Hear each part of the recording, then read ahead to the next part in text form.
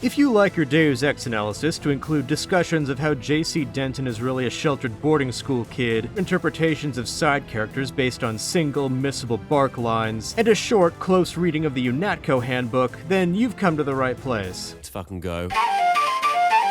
As of 2025, it's been a quarter of a century since Deus Ex revolutionized video game storytelling and set the gold standard for the immersive sim. It's a classic for a reason and one of my all-time favorites, and while you maybe clicked on this video because you're curious to learn about the game for the first time, it's perhaps likelier you already know how good it is and don't need me to introduce it and are reinstalling it as I speak. It's also one of those classic works of dystopian science fiction that's considered weirdly prescient, even though this is just because a lot of what it was commenting on in its day are long-standing societal problems we never fixed. Still, there is something especially resonant in 2025 about a conspiracy thriller involving a plot by a billionaire with an egotistical spiritual fixation to run and ruin the world with AI. So I figured I'd revisit this game and dig into its narrative, see how it's aged, for better and for worse, and also analyze what it's doing on its own substantial merits. Plus, it's about to be even more directly relevant with that remaster on the way. Oh, or,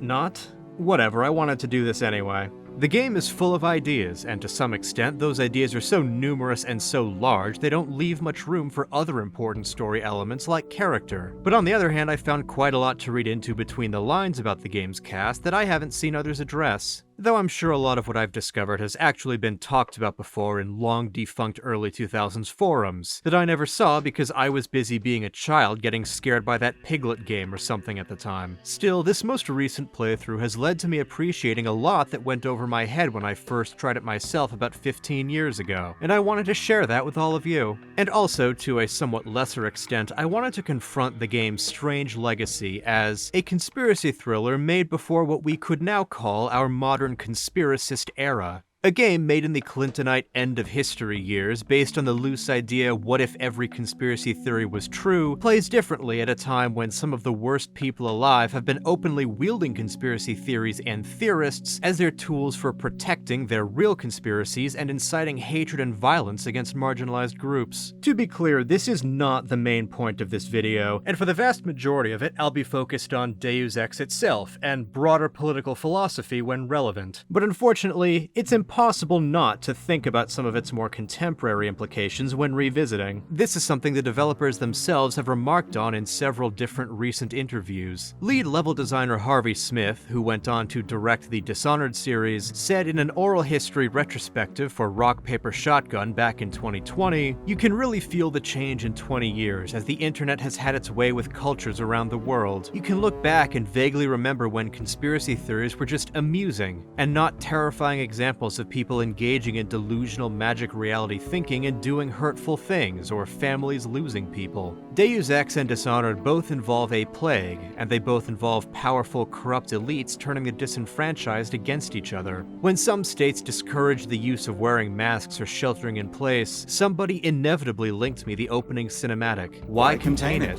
Let the bodies pile up in the streets. In the year 2000, grand conspiracy theories were seen by your average person as Smith describes, amusing, good fodder for entertaining fiction. While many of the most popular such theories were birthed from conservative fears and spread by people like Pat Robertson, they also circulated in more left-wing circles, which the Deus Ex team apparently consider themselves at least partially adjacent to. When speaking on how they came up with the game's story in the aforementioned oral history, Harvey Smith, writer Robin Todd, and lead writer Sheldon Picotti said the following. Picotti: "I've always been a very political writer. I'm attracted to social change and revolutions. If you see allusions to Foucault in there, that probably came from me." Smith: "We would say things like, in order for one person to be a billionaire, millions of people have to live in poverty." And then Sheldon could come in and back it all up with deep historical examples. Todd: "It wasn't this thesis statement from the outset. Sheldon was really into the conspiracy and socialist angle. I enjoyed a lot of cyberpunk at the time, and Austin was very much into politics."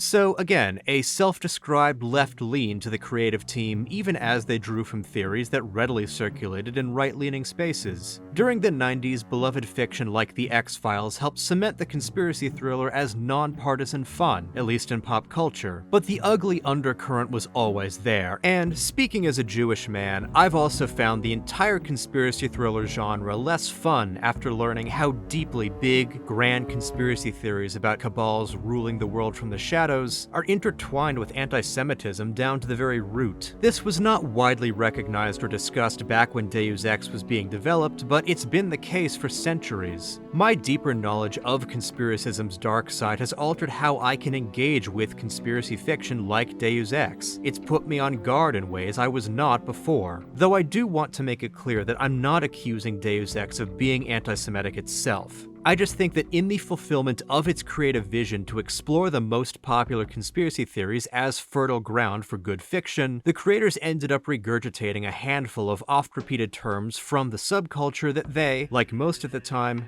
didn't realize were so regularly linked with anti-Semitism. But I'd rather not dive further into that unfun discussion. I want this essay to primarily be a celebration as I analyze the narrative content in excruciating, unreasonable detail, while tossing in a few fair critiques along the way. And despite my newfound reservations with its story genre, I've come away from making this video loving it more than ever. It's a story about political unrest in the wake of wealth inequality, the arrogant ambitions of the ultra-wealthy, and the inherent instability of power structures. A lot of thought went into making this game, and I figured it was worth putting a lot of thought into playing it in response. Though I should be completely clear that while I will be describing a lot of political concepts that this very political game either directly references or reminds me of, I am only doing so in introductory, general terms. I'm not going in depth. In my defense, this is pretty much the same level Deus Ex engages with most of these concepts on anyway. So if these ideas are new to you, please do not take my word as the last word. And if you're familiar with them, please excuse my simplifications. Anyway, before fully diving in, a few more bits of housekeeping. First of all, I want to be clear that for the purposes of this analysis, I will be taking Deus Ex, the first game, in isolation, without considering subsequent developments in Invisible War or expansions to the backstory from Human Revolution and Mankind Divided. This is not meant as a slight against those games, it's just for the sake of simplicity and focus. And if it even needed to be said,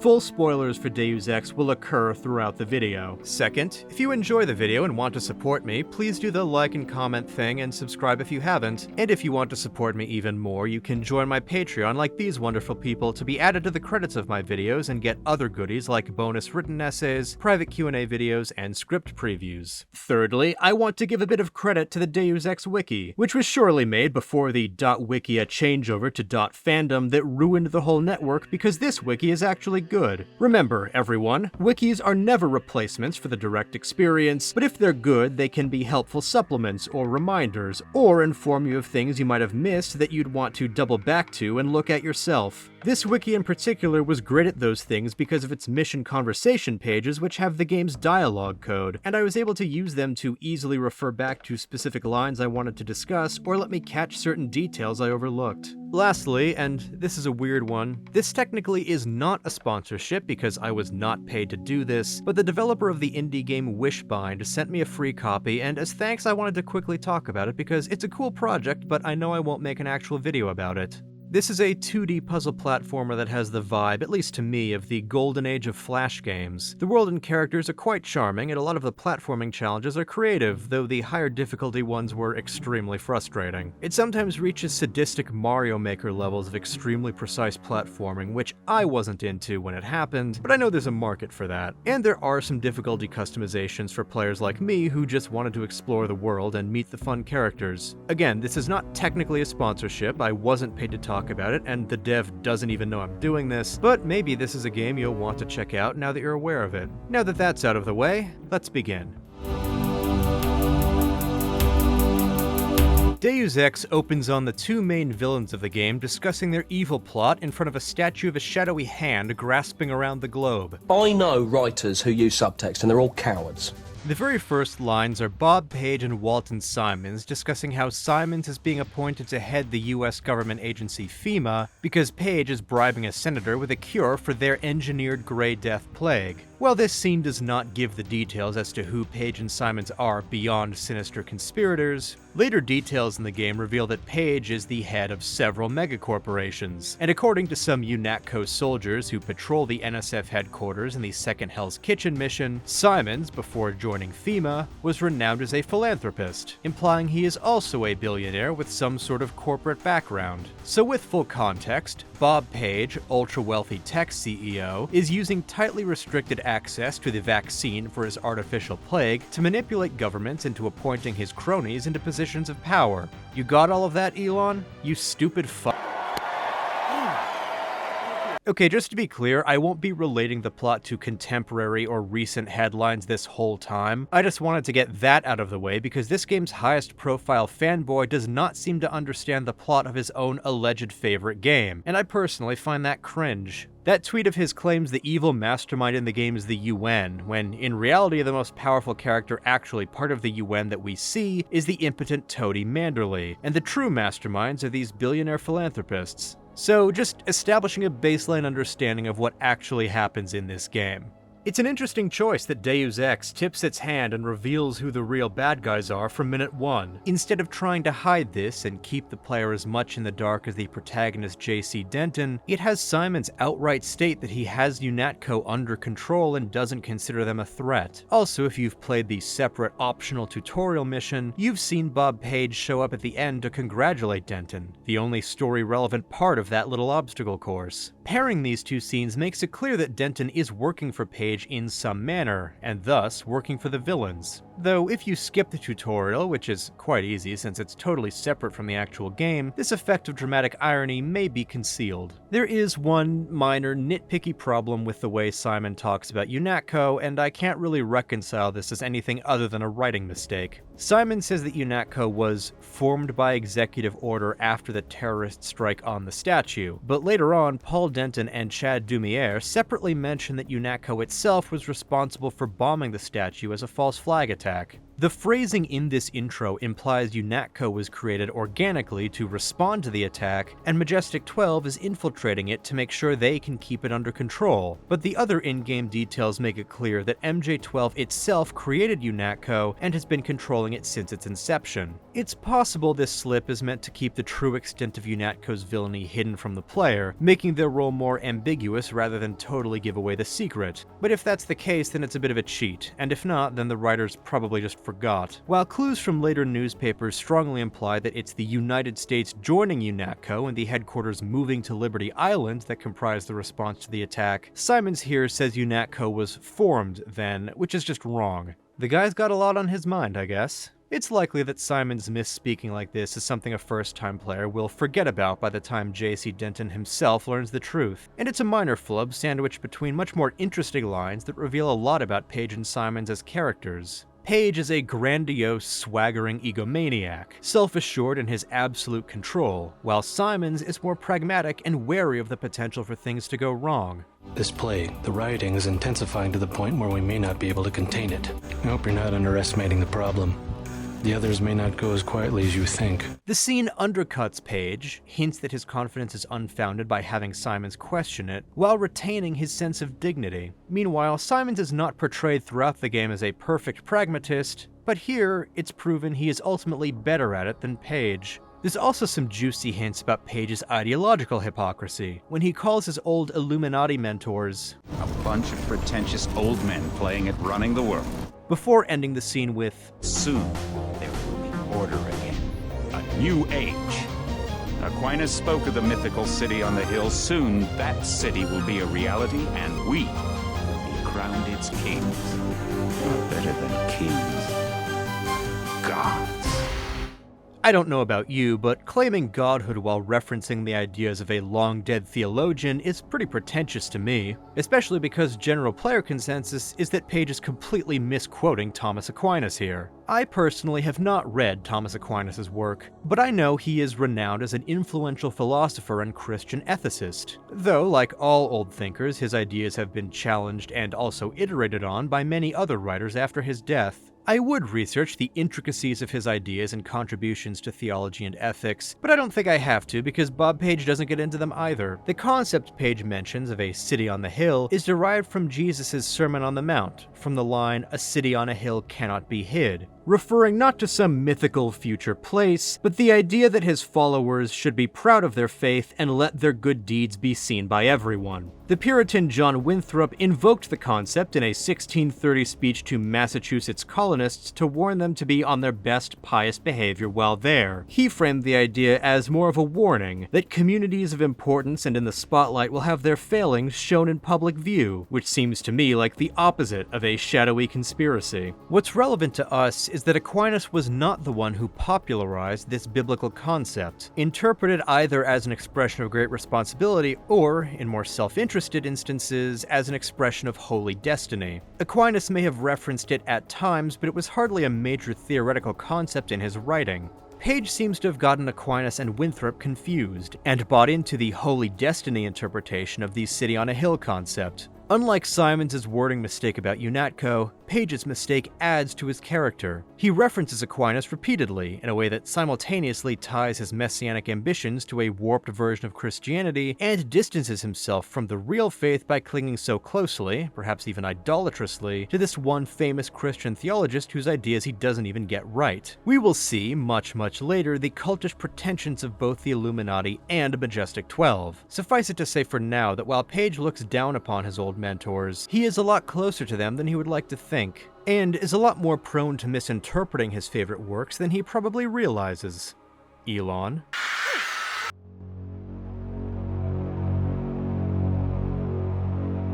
Roughly 6 months later, the secondary unit Page and Simons mention, J.C. Denton, disembarks on Liberty Island, thus beginning the shortest, most explosive term of employment any government official has ever had or will have, I hope. Since the entire game up until Hong Kong takes place in or around Manhattan and we never see daylight, I'm pretty sure that the entirety of JC's time with UNATCO happens over the course of a single night. During this time, both of UNATCO's $50 billion nano-augmented agents defect, one of its 2 remaining mech agents is killed, its director is killed either by the player or by MJ12 for failing to stop all of the above, and its 3 veteran department heads also turn on the organization, but don't all necessarily leave at once. The fact that the NSF attacks UNATCO's headquarters speaks to incredible boldness on their part. They're here to steal a shipment of ambrosia, the cure for the Grey Death Plague, in the hopes of distributing some to ordinary people while sending the rest to Tracer Tong to learn how to create more. Meanwhile, Leo Gold leads a group to occupy the Statue of Liberty as long as possible to distract UNATCO. This was the place that the NSF decided the ambrosia would be most vulnerable, or perhaps it was the only part of the ambrosia production pipeline they could actually confirm. So they mount an assault on the headquarters of the global military police force and actually succeed in their initial mission. I can't imagine those who stay behind to hold the statue with gold are expecting to get out of there alive, and even if the player chooses non-lethal methods, they're probably all getting executed because UNATCO is characterized later as being unjustifiably brutal to their prisoners. The NSF are certainly brave, you could never say otherwise, even if the next couple missions show that many of them are willing to do pretty heinous things for their cause. I wonder if Gunther Herman is right when he complains that he could have retaken the statue quickly, which would have actually stopped them from taking the ambrosia to other locations, if UNATCO hadn't ordered the retreat just so J.C. Denton could come in and prove himself all alone. Maybe this is the first of many instances of Majestic 12 undermining themselves to play with their fancy toys.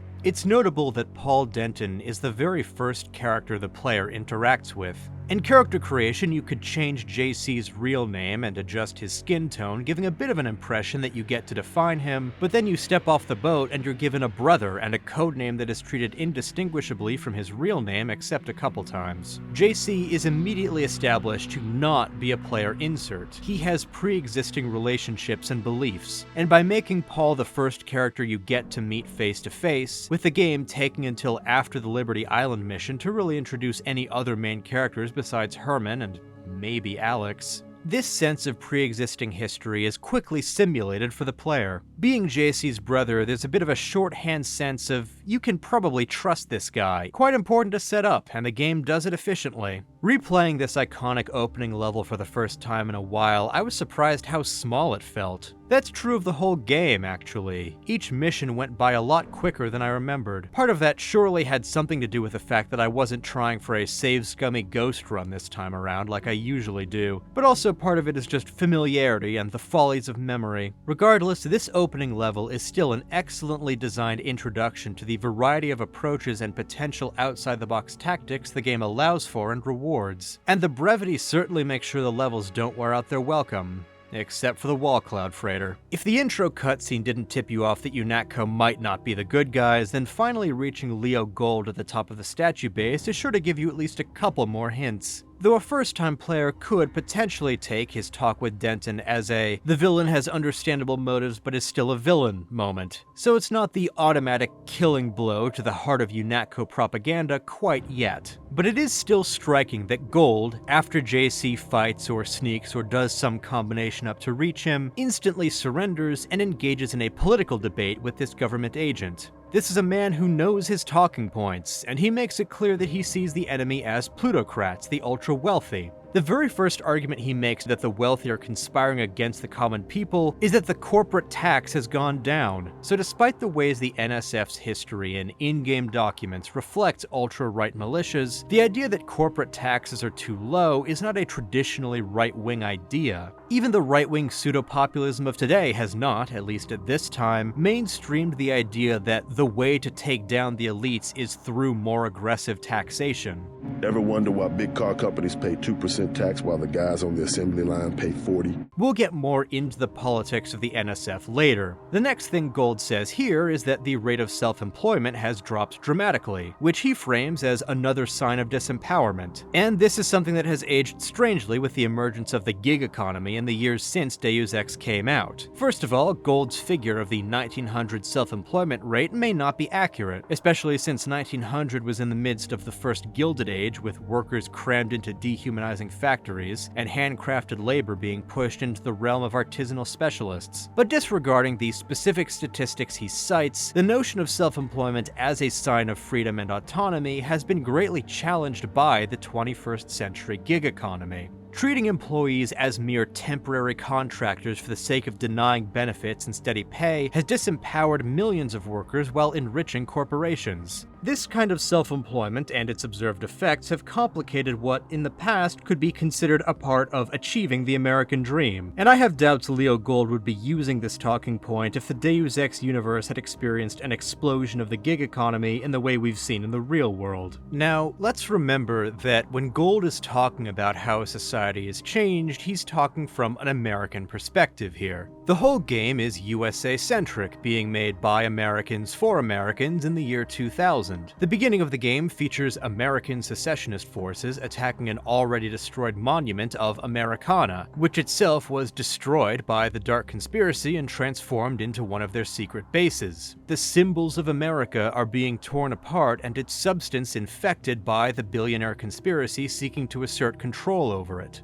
So despite MJ12 being a global conspiracy, despite Denton traveling outside of the US twice to build a global resistance network, and despite the design Bible going into detail about what's going on elsewhere in the world, the United States is the center of the story. It's almost entirely set in New York and California, except for the excursions to Hong Kong and Paris, and Bob Page, an American, makes the United States the center of his plans for achieving godhood and taking over the world. It's understandable that the game game has this perspective, and I'm certainly not condemning it or its developers. I'm only saying that it has a particular, non-universal lens, and that is worth recognizing. In some ways, this limitation results in less fleshed-out glimpses into Hong Kong and Paris, and missed opportunities to incorporate more global perspectives. And in other ways, it means the game can more effectively focus its story and themes. The next thing Gold talks about is the Trilateral Commission, one of the organizations that routinely pops up in the canon of 20th century conspiracy theory. Same with the names Rockefellers and Rothschilds. David Rockefeller actually did form the Trilateral Commission, though as far as I can tell, the Rothschild family has never been involved. In Deus Ex, the Rockefellers and Rothschilds are basically just named together repeatedly as representatives of elite families in general. And while I have become aware of what unhealthy fixations on the Rothschilds can mean, the game always pairing the name with the Rockefellers helps to reduce possible anti-Semitic implications. The last Gold line that jumps out to me is this one. Did you ever ask what it's for? The surveillance, the police, the shoot-on-sight laws. Is that freedom? He's describing harsh, over-restrictive anti-crime measures as fundamentally opposed to freedom, especially these supposed shoot-on-sight laws he mentions that sound utterly nightmarish. Also important about this scene is that J.C. Denton further proves himself to be more than a blank slate protagonist. He shows his ideological side, establishing himself at this point in the game as a rookie who fully buys into the notion that the liberal ideals UNATCO and America claim to stand for are the values they are currently living out. However, he has an open mind. Despite the confrontational tone he takes when he says to Gold, "You have a single fact to back that up," he is still giving Gold the opportunity to make his case. He reacts to the mention of the Trilateral Commission by offering a counter-argument, showing that he has a baseline of knowledge and opinion rather than being an empty vessel for the player. Of course, the player could make him just kill Gold instead of arguing. My point is that if the player makes JC engage with him, this is the form that engagement takes. So while the Liberty Island mission is a great vertical slice of the pioneering immersive sim game design, it's also a vertical slice of J.C. Denton's character, and also the sometimes ambiguous or muddled but certainly anti-ultra-wealthy political ideology. With Gold's surrender, the player can leave or kill him for fun, after which JC will be reprimanded by his colleagues. I don't want to get bogged down cataloging every single instance of when the game accounts for random player action like this, but I will bring it up when I feel the different outcomes provide a meaningful insight into the story as a whole, and what I find especially interesting is when the game doesn't let you do whatever you want. But we'll get more into that after the Lebedev mission. For now, it's time for J.C. Denton to get an initiation tour of the workplace he'll be quitting violently in less than a day.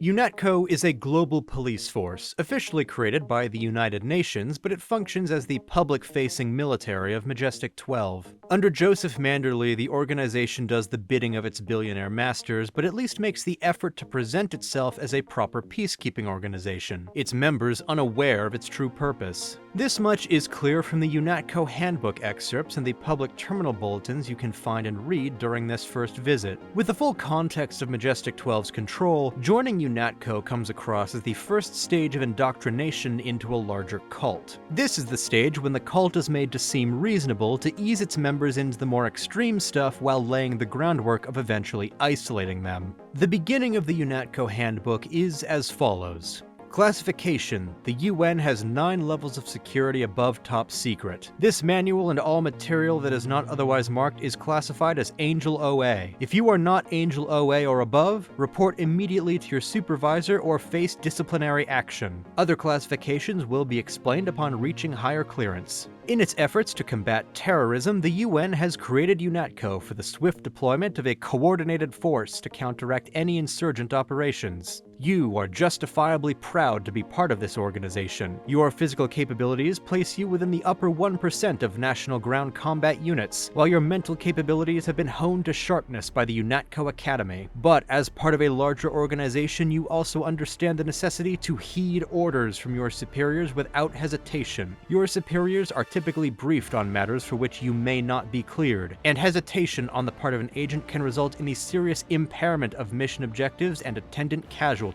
UNATCO has faith in you, and this faith will be rewarded in due time as your operational capacities are increased. Brave the darkness, for you carry the torch of freedom.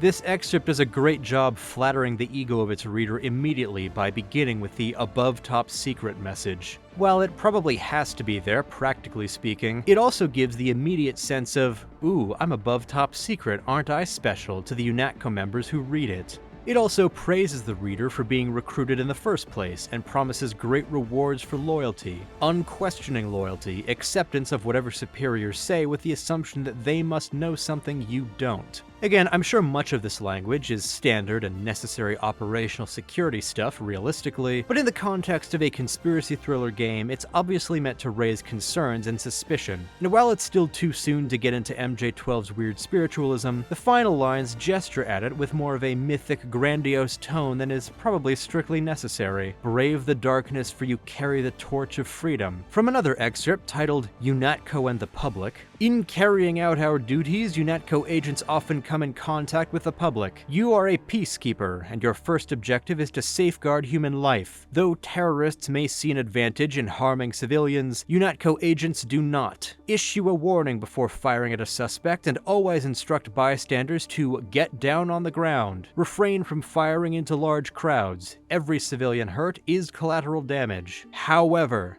keep in mind that no civilian with a clearance below Angel OA should be trusted and may be a potential spy. Anyone can be a spy, and secrecy is our ally. In other words, UNATCO agents are told to consider the safety of civilians, but also to always view them with suspicion. This simultaneously appeals to recruits who buy into the romantic notion of heroically protecting the public, and subtly sets up an isolating us and them distinction. Fittingly, the generic UNATCO agents you can talk to are all personable and seem normal, at least at first glance, though a few outside the building complain about Paul's attempts to encourage non-lethal force, and they'll mock JC if the player has been following his advice. A red flag, certainly, but with these troopers mostly being otherwise friendly, this could be overlooked. For now. Gunther, Herman, and Anna Navarre are less welcoming, though Gunther can be friendly if you rescued him in the last mission and gave him one of your weapons. This makes a lot of sense considering Herman and Navarre's roles as mechanically augmented special agents on the verge of obsolescence. Herman in particular seems to be encumbered by his augmentations, since his in-game emails are riddled with typos, and the mimetic scene of him complaining about getting the wrong drink from the vending machine implies he's lost the fine motor skills necessary to press the right button but refuses to admit it. I do not make mistakes of that kind. Your hand might have slipped. No, I wanted orange. It gave me lemon lime. The machine would not make a mistake. It's the maintenance man. He knows I like orange. So you think the staff has some kind of plot? Mechanically augmented agents are powerful and effective, but this comes at a cost for Gunther, both practical and social. While there is little evident warmth between him and Anna while both are alive, they do have a kill count contest going on and seem to talk casually only with each other, as the only mech agent still in UNATCO. Mechanical augmentation is obvious, and for many people off-putting. The Design Bible explicitly says mechanically augmented people are treated like second-class citizens, and while the game itself doesn't totally convey this, it's hinted at through Joe Greene's article on nano-augmentation from the Game of the Year bonus newspaper, and potentially, depending on how you interpret it, this line from Jordan Shea, the Underworld Tavern's bartender. Well, I was in an early program, okay? I can still polish a glass. So, when nano-augmentation enters the picture, with agents like the Dentons capable of matching and exceeding the physical feats of mechs like Herman with none of the downsides, Herman is quite understandably upset and resentful. But if JC frees him and gives him a weapon during the Liberty Island raid, it tells Herman that JC at least still sees value and capability in him. On the other hand, declining to hand over a weapon, regardless of JC and the player's actual reasons, just confirms to Herman that the nano-aug sees him as obsolete. Navarre isn't won over yet, and her evaluation of JC comes more from whether or not he's willing to go fully lethal like she is in the following mission. This implies she does not feel the same insecurity Herman does, and probably has less clunky mechanical augmentation since the written messages we see from her are much clearer. The first time JC speaks to Manderley, the UNATCO chief seems quite reasonable. He rewards JC for a job well done, and if he gives JC a bonus, he promises that UNATCO takes care of its own. If JC killed Leo Gold, then Manderley will reprimand him but still pay him a reduced rate. He comes across as a fair and reasonable boss, unless you think twice about what it means for mostly letting JC off the hook for killing an unarmed prisoner. JC also has to meet with UNATCO's 3 department specialists, Jaime Reyes, Alex Jacobson, and Sam Carter. All 3 of them are friendly, and Jaime seems to already know JC, since the two speak with greater familiarity than JC does with anyone else besides his brother. We'll have to catch up later. JC has a bit of hero worship for Sam Carter, but Carter rejects such praise. His humility differentiates him quite a bit from everyone else in the agency. Even Alex has a bit of ego to him in how he greets JC when they meet face to face for the first time. Up until this meeting, Alex has been a straightforward exposition machine via InfoLink, but now he exhibits a little bit of swagger, fitting into a particular self-confident hacker archetype. Despite having more of a presence throughout the game than the other 2 department heads, I find him the weakest and least interesting of them overall. After chatting with everyone, JC is off for a short boat ride from Liberty Island to New York City to chase after the stolen ambrosia shipment.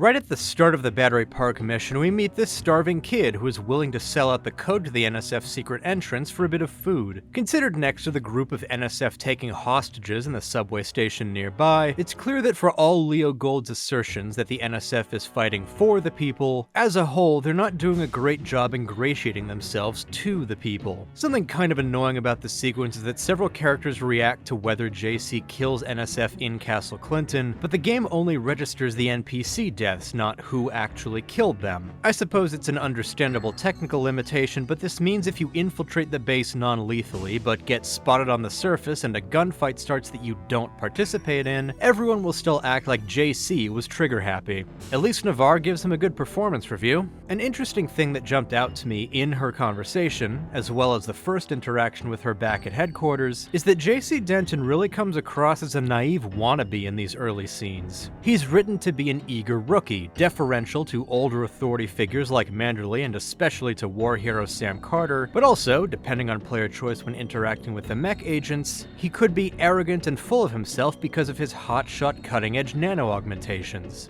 You mechs might have copper wiring to reroute your fear of pain, but I've got nerves of steel. You are not a mech. You do not know what it is like. What's it like to stand around revving your actuators while the more advanced units complete the mission? No thanks.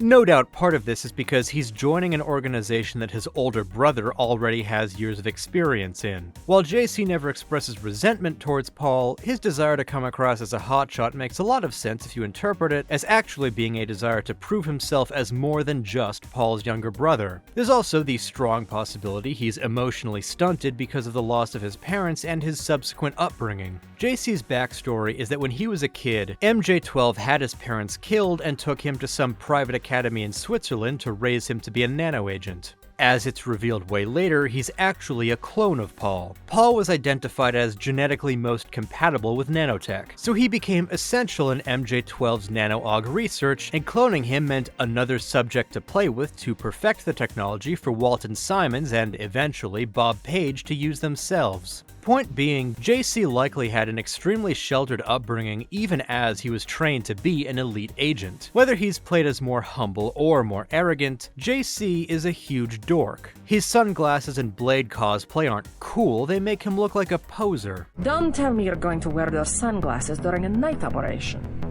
My vision is augmented. The mission will require us to do more than frighten the NSF with our baggy coats that make us look bigger than we really are. Why do you need to wear sunglasses everywhere you go, JC? You just want to look cool, don't you? And your special eyes let you get away with it. JC does mature and becomes hugely important for real, but at this point in the game, he's a rookie. Even though his voice sounds like a 40-year-old with a mild smoking habit, he is 23 years old. His two interests, apparently, are Lockean political philosophy and action movies, since he jumps into political debates to extol the virtues of separations of powers whenever he can, dresses like an action star, and loves making quippy one-liners. Get out! I got a bomb!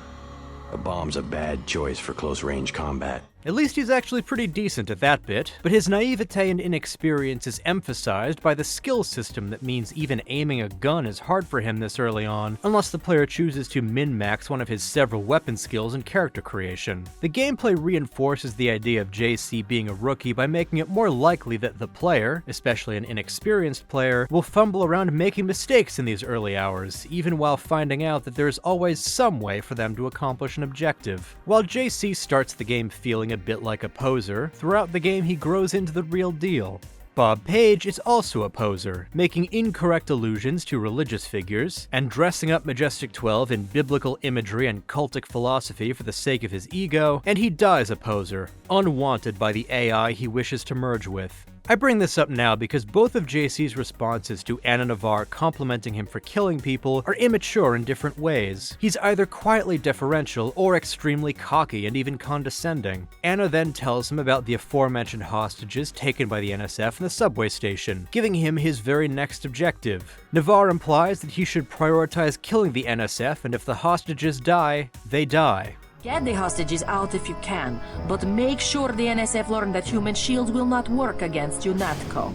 It's a clever way to emphasize to the player that they have freedom of approach while also characterizing Navarre as a psycho who loves killing people and will only respect JC if he kills a bunch of people too, giving us yet another huge red flag for UNATCO as a whole. Also, it seems like one of UNATCO's best agents doesn't care too much that the Handbook tells them all they have to value civilian life. While a comment from Manderley if JC isn't flagged as a killer indicates he doesn't necessarily like Navarre's methods, he's still more than willing to send her on vital missions even knowing her operational style, and calls her one of the agency's best. Gently making fun of her and indicating a preference for more finesse while also highly praising her isn't really rebuking her, Manderley, if you even care. And it's not like we can make the excuse that she's just one bad apple. Setting aside the fact that the full expression is one bad apple spoils the whole bunch, plenty of other UNATCO agents demonstrate or speak their approval of brutality. There's an email you can find from Jaime Reyes complaining that when treating the wounds of NSF prisoners, he sees evidence of excessive force in the shape of troops zapping their targets with the prod way more times than it takes to actually knock them out.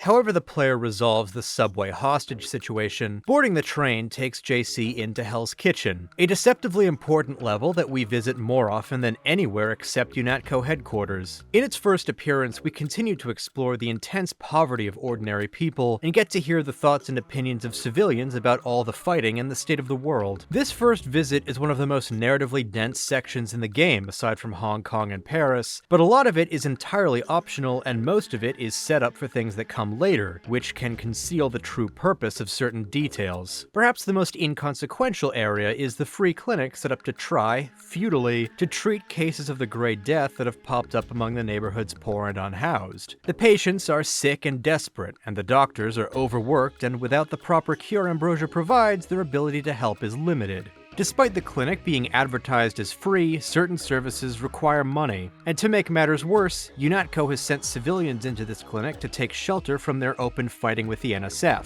which will probably have the side effect of spreading the plague even more. As Bob Page said in the opening, he doesn't care about containing the Grey Death or the unrest it causes, and in this clinic, we can see ordinary people barely holding on in the face of such callousness. Have you looked at any other options? Euthanasia is one sure way to relieve suffering.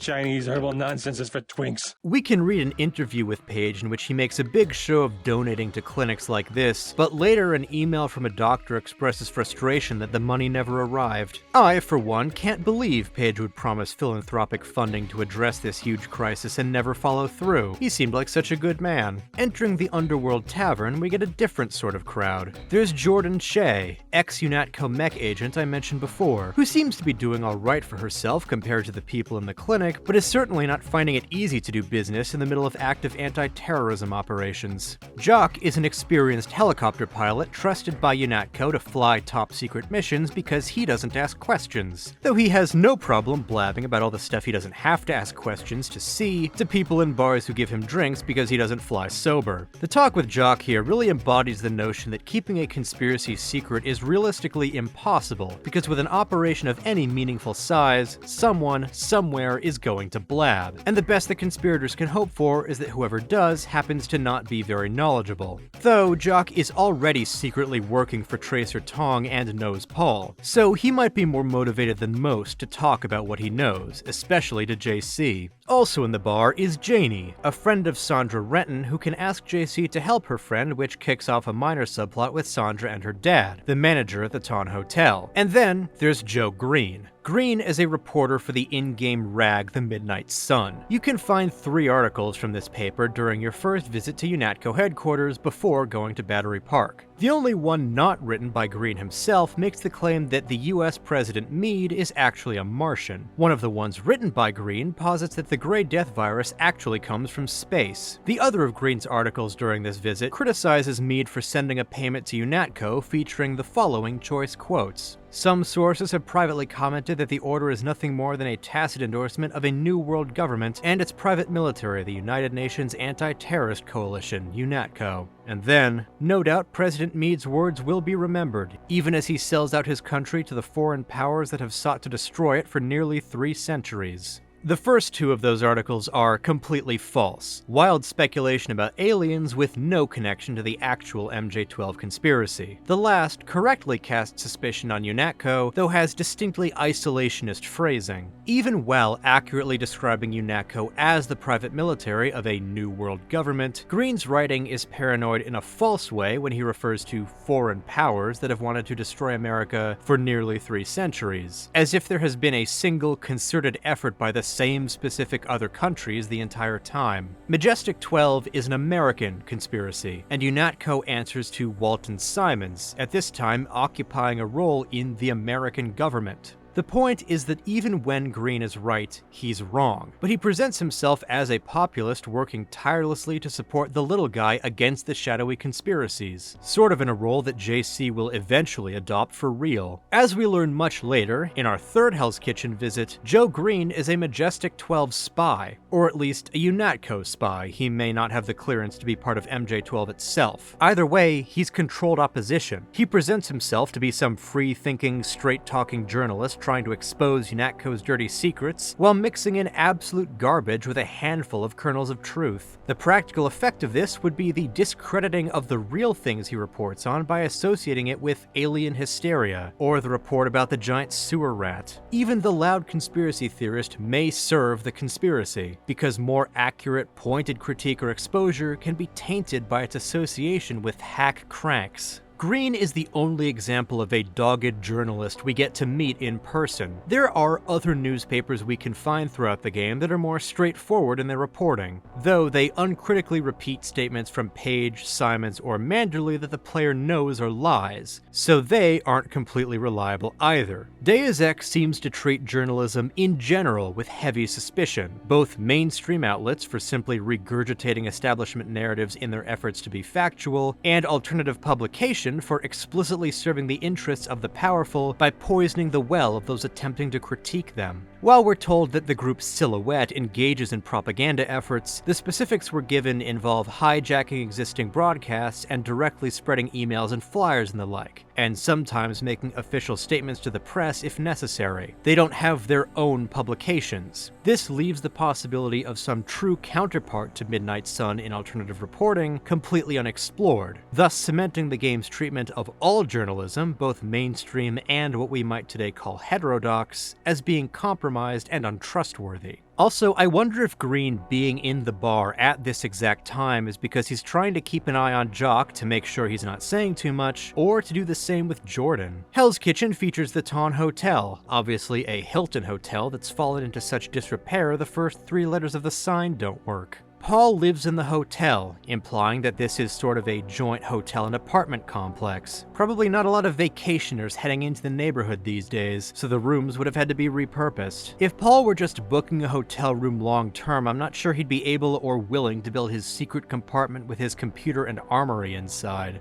In this first visit, NSF troops have once again taken civilian hostages, and it's up to JC to resolve the situation if the player so chooses. It's no coincidence that Paul, a privileged UNATCO agent, chooses to rent an apartment in the middle of this desperate slum area. While it's possible he has other apartments elsewhere, and we don't get to see how other UNATCO agents live, it seems reasonable to assume that the rest of them live in nicer areas, especially the higher-ups. But Paul stays close to the ordinary people, and ultimately proves sympathetic to them in a way Manderley, Navarre, and Herman never are. Hell's Kitchen also features a completely optional side quest if you happen to talk to the weapons dealer called Smuggler to go into the sewers and infiltrate a MJ12 Base, before the organization has even been named. They've kidnapped a scientist friend of Smuggler's named Forge Schick. They want him to experiment on the Grey Death, apparently to try to make their own soldiers immune to it. Ford doesn't know who MJ12 are either, but he calls them a biotech company,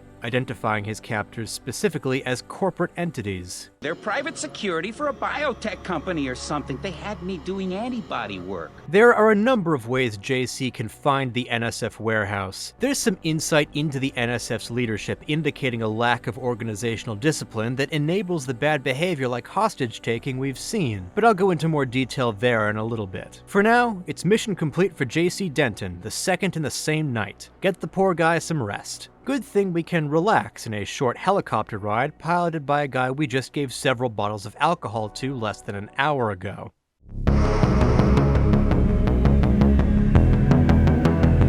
This return to UNATCO is far less triumphant than the first, even though JC's mission is a success, with varying degrees of just how successful depending on the player. Before you even know what's going on, you hear UNATCO troopers telling you not to worry about Paul because you did alright, which certainly seems like a great way to get JC to worry about Paul. This also gets mixed in with commentary about your conduct during the mission, with the troops approving of a lethal JC who helped out an open battle, and not really respecting a more pacifistic JC. This seems to be counted separately for Battery Park and Hell's Kitchen, since I got troops commenting on me going non-lethal in Hell's Kitchen, but Sam Carter responded poorly to me being flagged as bloodthirsty for accidentally getting some Castle Clinton troops shot at by Anna Navarre. In my day, international peacekeepers were citizens first and soldiers second.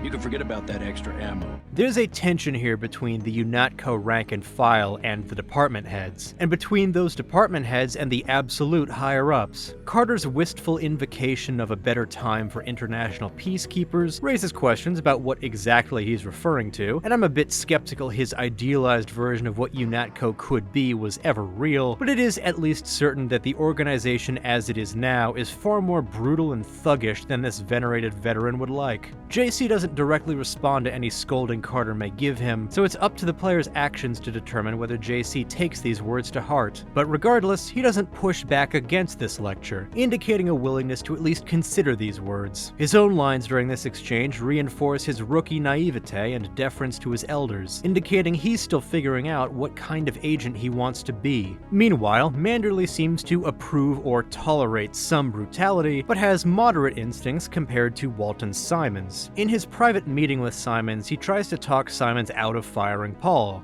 wanting to wait for the whole story. It's interesting that Simons actually expresses limited sympathy to Manderley here, and claims that the decision to fire Paul is out of his hands. Look, I understand. He was your pet project, but it's out of my hands. Given that the only person we see with higher authority than Simons is Bob Page himself, this is either Simons actually being outranked and Page personally giving the order to get rid of Paul, which is possible, or Simons dodging responsibility for the choice like a weasel for the sake of appeasing Manderley. Either way, even with this abdication of responsibility, he's still presenting himself as the stern one Manderley pushes back against. This is further conveyed when he goes downstairs to interrogate NSF prisoners with intimidation and eventually outright murder, as he yells at Denton for watching and the UNATCO troops standing guard tell JC he shouldn't be there. It subtly presents the idea that Simons is pushing UNATCO into a more brutal direction than Manderley, and especially Carter, want, though Manderley's resistance to this is ultimately limited. Unlike Carter, he will not defect later on, and in this moment he locks whatever sympathy he has for Paul away as soon as JC walks in, presenting instead as a stern and disappointed but not sadistic boss. This whole visit to UNATCO builds up the sense that the agency is bad news, but it's up to the player to pay attention to the signs. Returning to JC's office and using his computer login gives you an email from Paul promising that his actions make sense and JC should could snoop around in Manderley's emails. Advancing Manderley's meeting with Simon seems to require JC to eavesdrop rather than respectfully sitting back and waiting like a good troop. And, of course, a player who dealt with Castle Clinton lethally, whether intentional or not, gets a dressing down from Sam Carter encouraging them to be less gung-ho and more thoughtful. The game is mechanically encouraging the player to be more suspicious and to sneak around UNATCO, though most of this is completely optional and a player can, at this point, still play JC as completely dutiful.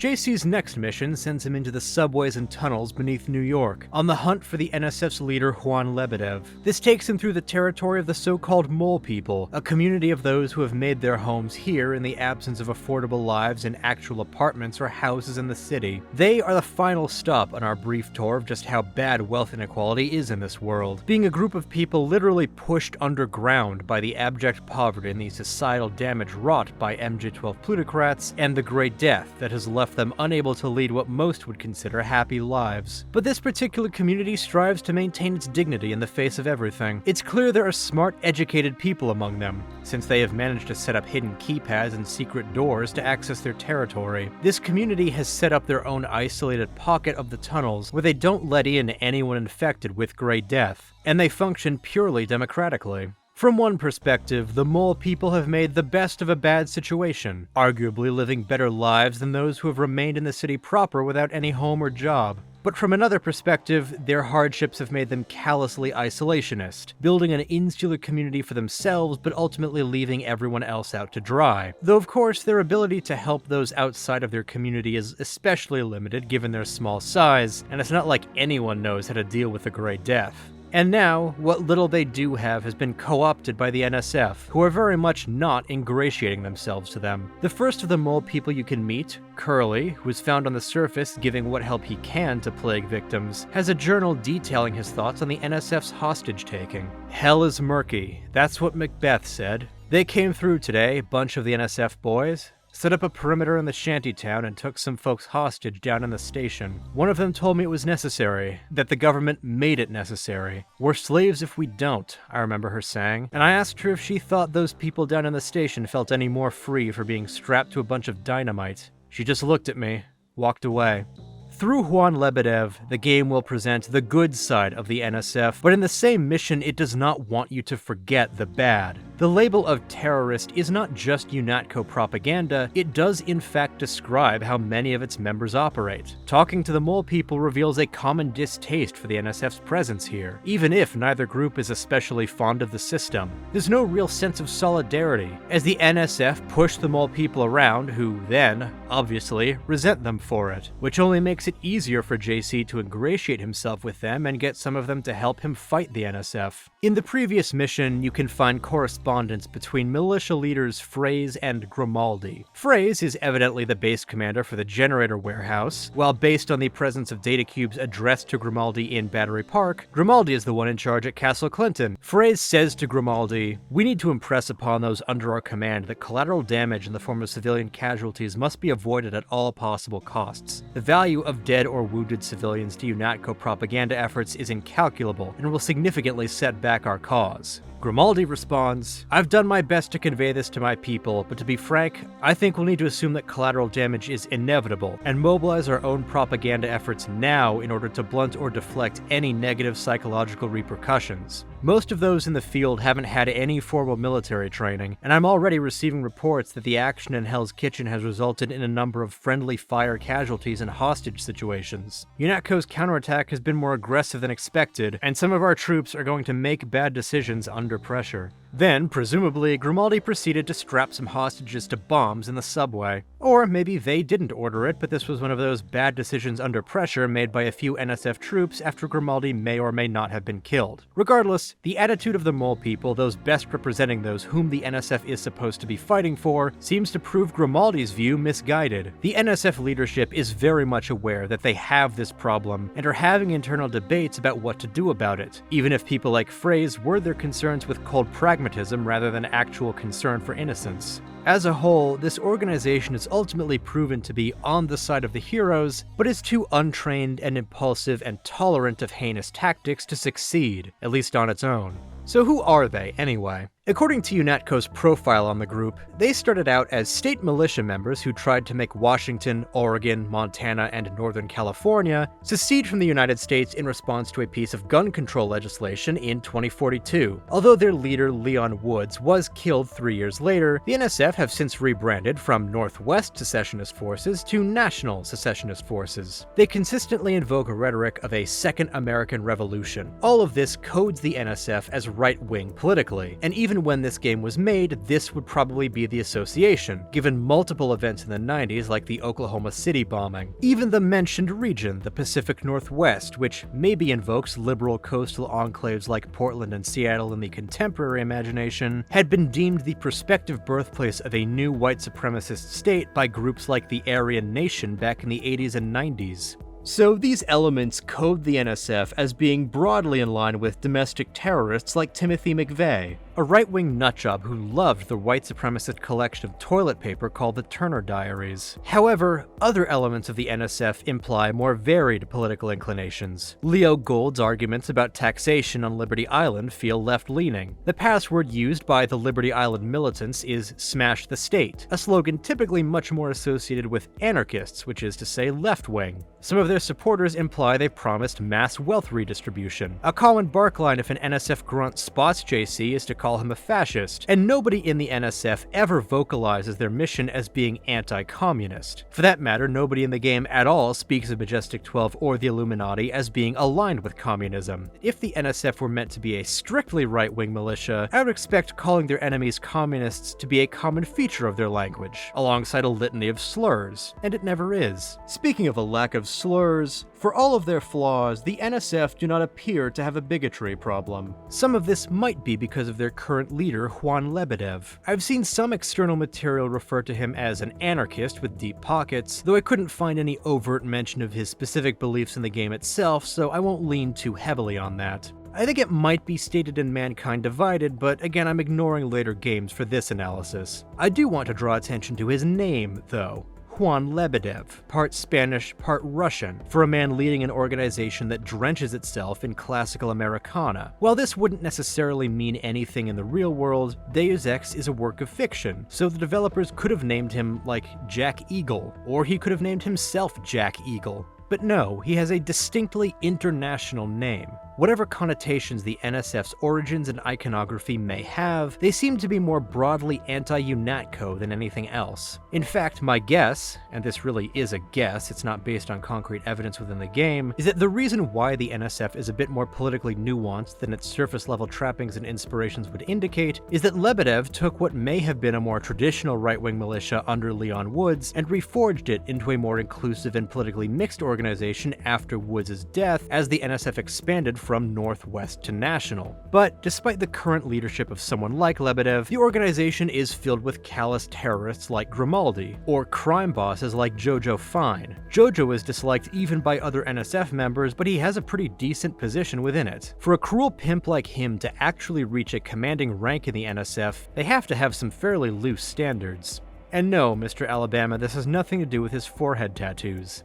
How does a guy with a tattooed forehead get to be an NSF colonel? Pardon me, but back in Alabama, we wouldn't let a man who wears earrings plan a military operation. But whatever details of more nuanced politics I can pick out, the surface-level coding of the NSF is still much more right-wing than not. Their invocations of real, overtly white supremacist militia groups without portraying any bigotry and turning out to be on the good side could be read as irresponsible whitewashing on the part of the developers if you're feeling especially uncharitable. If you're feeling more charitable, though, like me, perhaps the NSF are meant to be what might happen if a right-wing militia directed their anger at the ultra-wealthy, instead of blaming minority groups and women. And even without that kind of reading, it's notable that of all the enemies of Majestic 12, the NSF as a group are portrayed as the most flawed and morally bankrupt. They're the most counterproductively destructive, hated by nearly everyone not already within their ranks, even the most vulnerable of society they claim to be fighting for. Deus Ex depicts the right-wing coded militia as the most incompetent form of resistance against authoritarianism. But despite their incompetence, a lot of their rhetoric is generally accepted by the game, including by Paul, whose anti-globalist tirade in Lebedev's airplane hangar may hint at both right libertarian and left anarchist interpretations in the year 2000, but come across much more like the former today. While both left-wingers and right-wingers have their suspicions of globalism, the left identifies the problems as coming from the normal functions of barely restricted capitalism playing out on a massive scale, while the right tends to frame it more in terms of sinister, powerful individuals trying to impose a one-world government. This makes the latter much better fodder for a piece of conspiracy thriller fiction, so that's the version Deus Ex goes with, and it's the version Paul conveys to his brother. Though when expressing opposition to globalism, Paul seems to root this in a belief that societies in general should be small and local-focused, governmental and business alike. Average people never benefit from government and business on a scale they can't even understand. This strikes me as something both right libertarians and left anarchists will at least broadly accept. The "and business" part is critical to this. This sort of small-scale society is also, incidentally, the kind of system the mole people have set up for themselves. I suppose whether their vulnerability to being pushed around by the NSF invalidates their approach, or if it's unfair to judge their current circumstances too harshly, is going to depend on you. Also, I found it odd that he uses the word meritocracy in the derogatory way that he does. The UN was founded not to end war, but to gradually dissolve national governments and replace them with a globalist meritocracy. Why meritocracy here? What's so bad about a system that rewards those who put in the work? At first, I thought of how plenty of social commentators criticize the ways meritocracy is falsely imagined to already exist or to have formerly existed, thus justifying outcomes that were not actually the result of merit. To quote Max Weber in The Social Psychology of World Religions, "The fortunate man is seldom satisfied with the fact of being fortunate. Beyond this, he needs to know that he has a right to his good fortune. He wants to be convinced he deserves it, and above all that he deserves it in comparison with others. Good fortune thus wants to be legitimate fortune."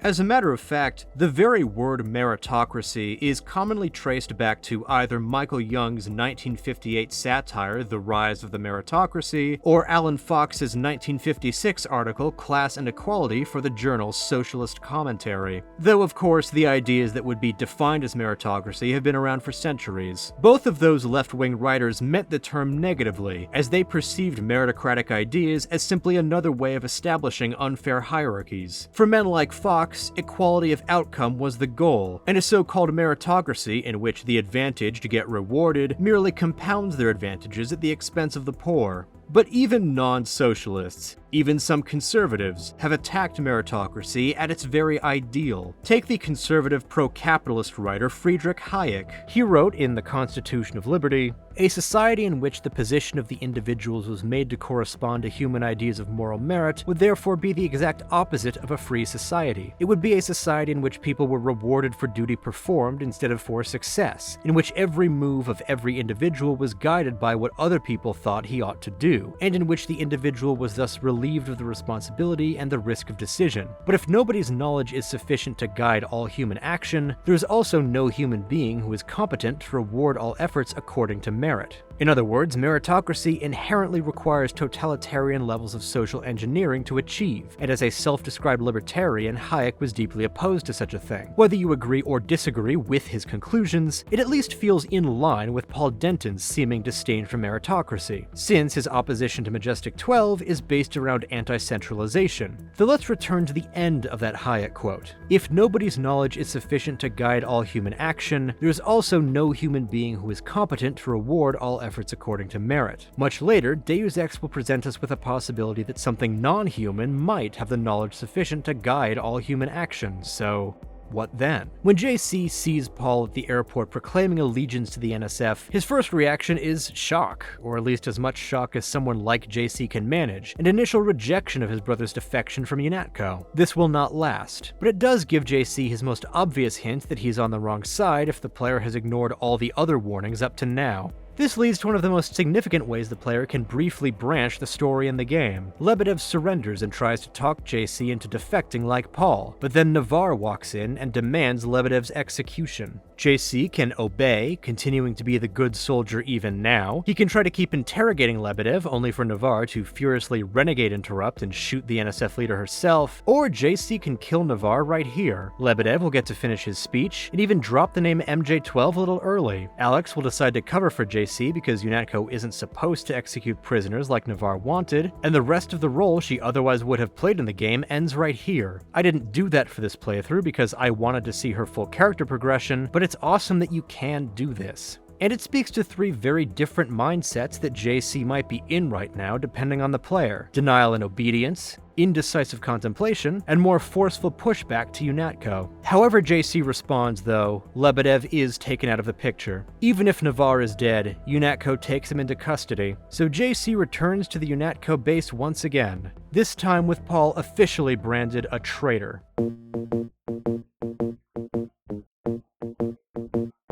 Despite his seeming reasonability before, Manderley is furious if JC didn't agree to kill unarmed prisoner Lebedev. One could read this as him revealing himself to be just as brutal as Simons or Navarre, but I think it's more likely he's panicking that JC is showing even a hint of insubordination after Paul's defection. After all, losing 2 top-of-the-line nano-aug agents on his watch on the same day is going to doom him. So Manderley is freaking out as he's losing control of the situation. If JC did kill Lebedev himself, Manderley is much calmer, and making constant references to higher-ups seeing JC's potential. Presumably, if JC were to continue to prove himself trustworthy, he would be brought into the true nature of UNATCO like Navarre and Herman seem to be. Regardless of JC's treatment of Lebedev, he does seem shocked by the admission that a kill switch has been activated in Paul, terminating his brother's nanomachines and slowly killing him over the course of 24 hours. Even if JC rejected Paul's offer to join him in defection, the kill switch doesn't seem like something JC ever imagined, and is obviously something he's been implanted with too. Can they really kill him? With the press of a button?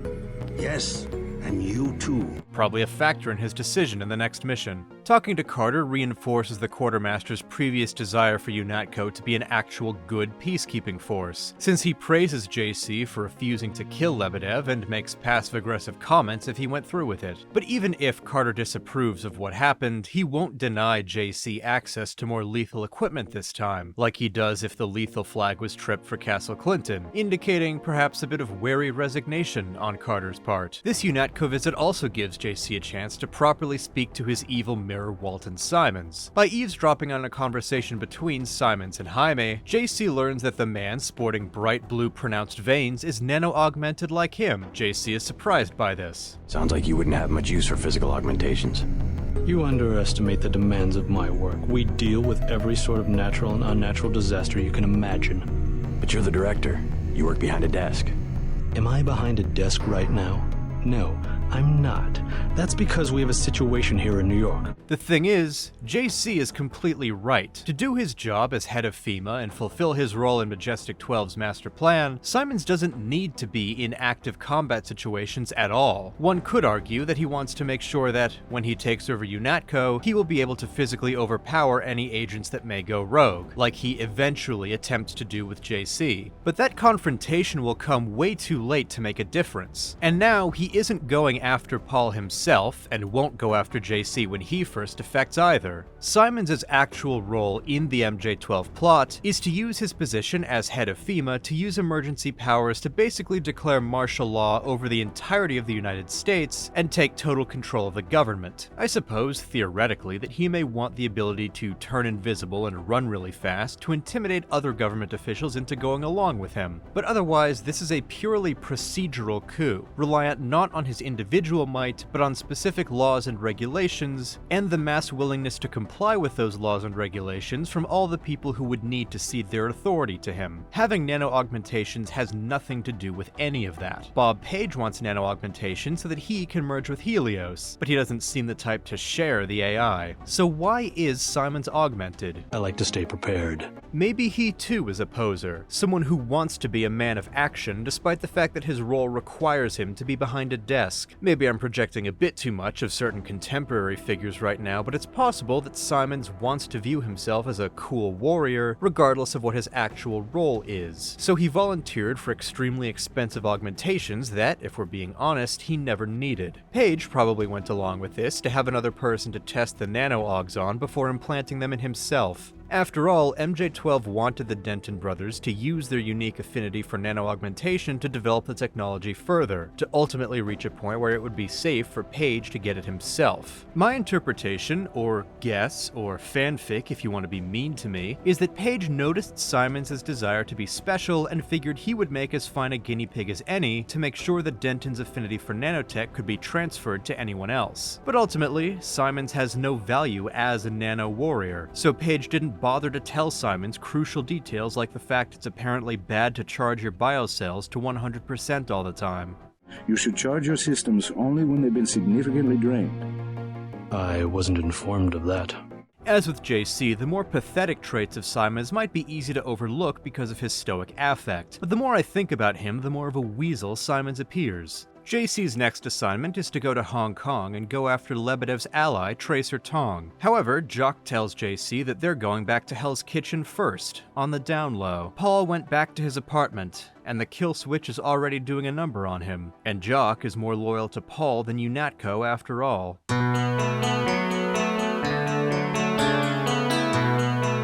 Before I get into the meat of what I want to talk about in this section, a couple quick updates about some of the assorted side characters in the area. Jordan Shea, the ex-UNATCO Mech bartender, expresses clear sympathy for JC and Paul here, knowing that UNATCO is about to raid the town and warning JC to stay away, though she's loyal enough not to tell him exactly what's happening. She also expresses sympathy for the Renton family, Gilbert and Sandra, being grateful if JC has helped them out and implying that she's critical of UNATCO for overlooking ordinary people. So she is simultaneously loyal to UNATCO but recognizes their failings, almost like Sam Carter. But because she no longer works for them, it feels a little more desperate on her part, like she's trying to cling to her past purpose despite her morals.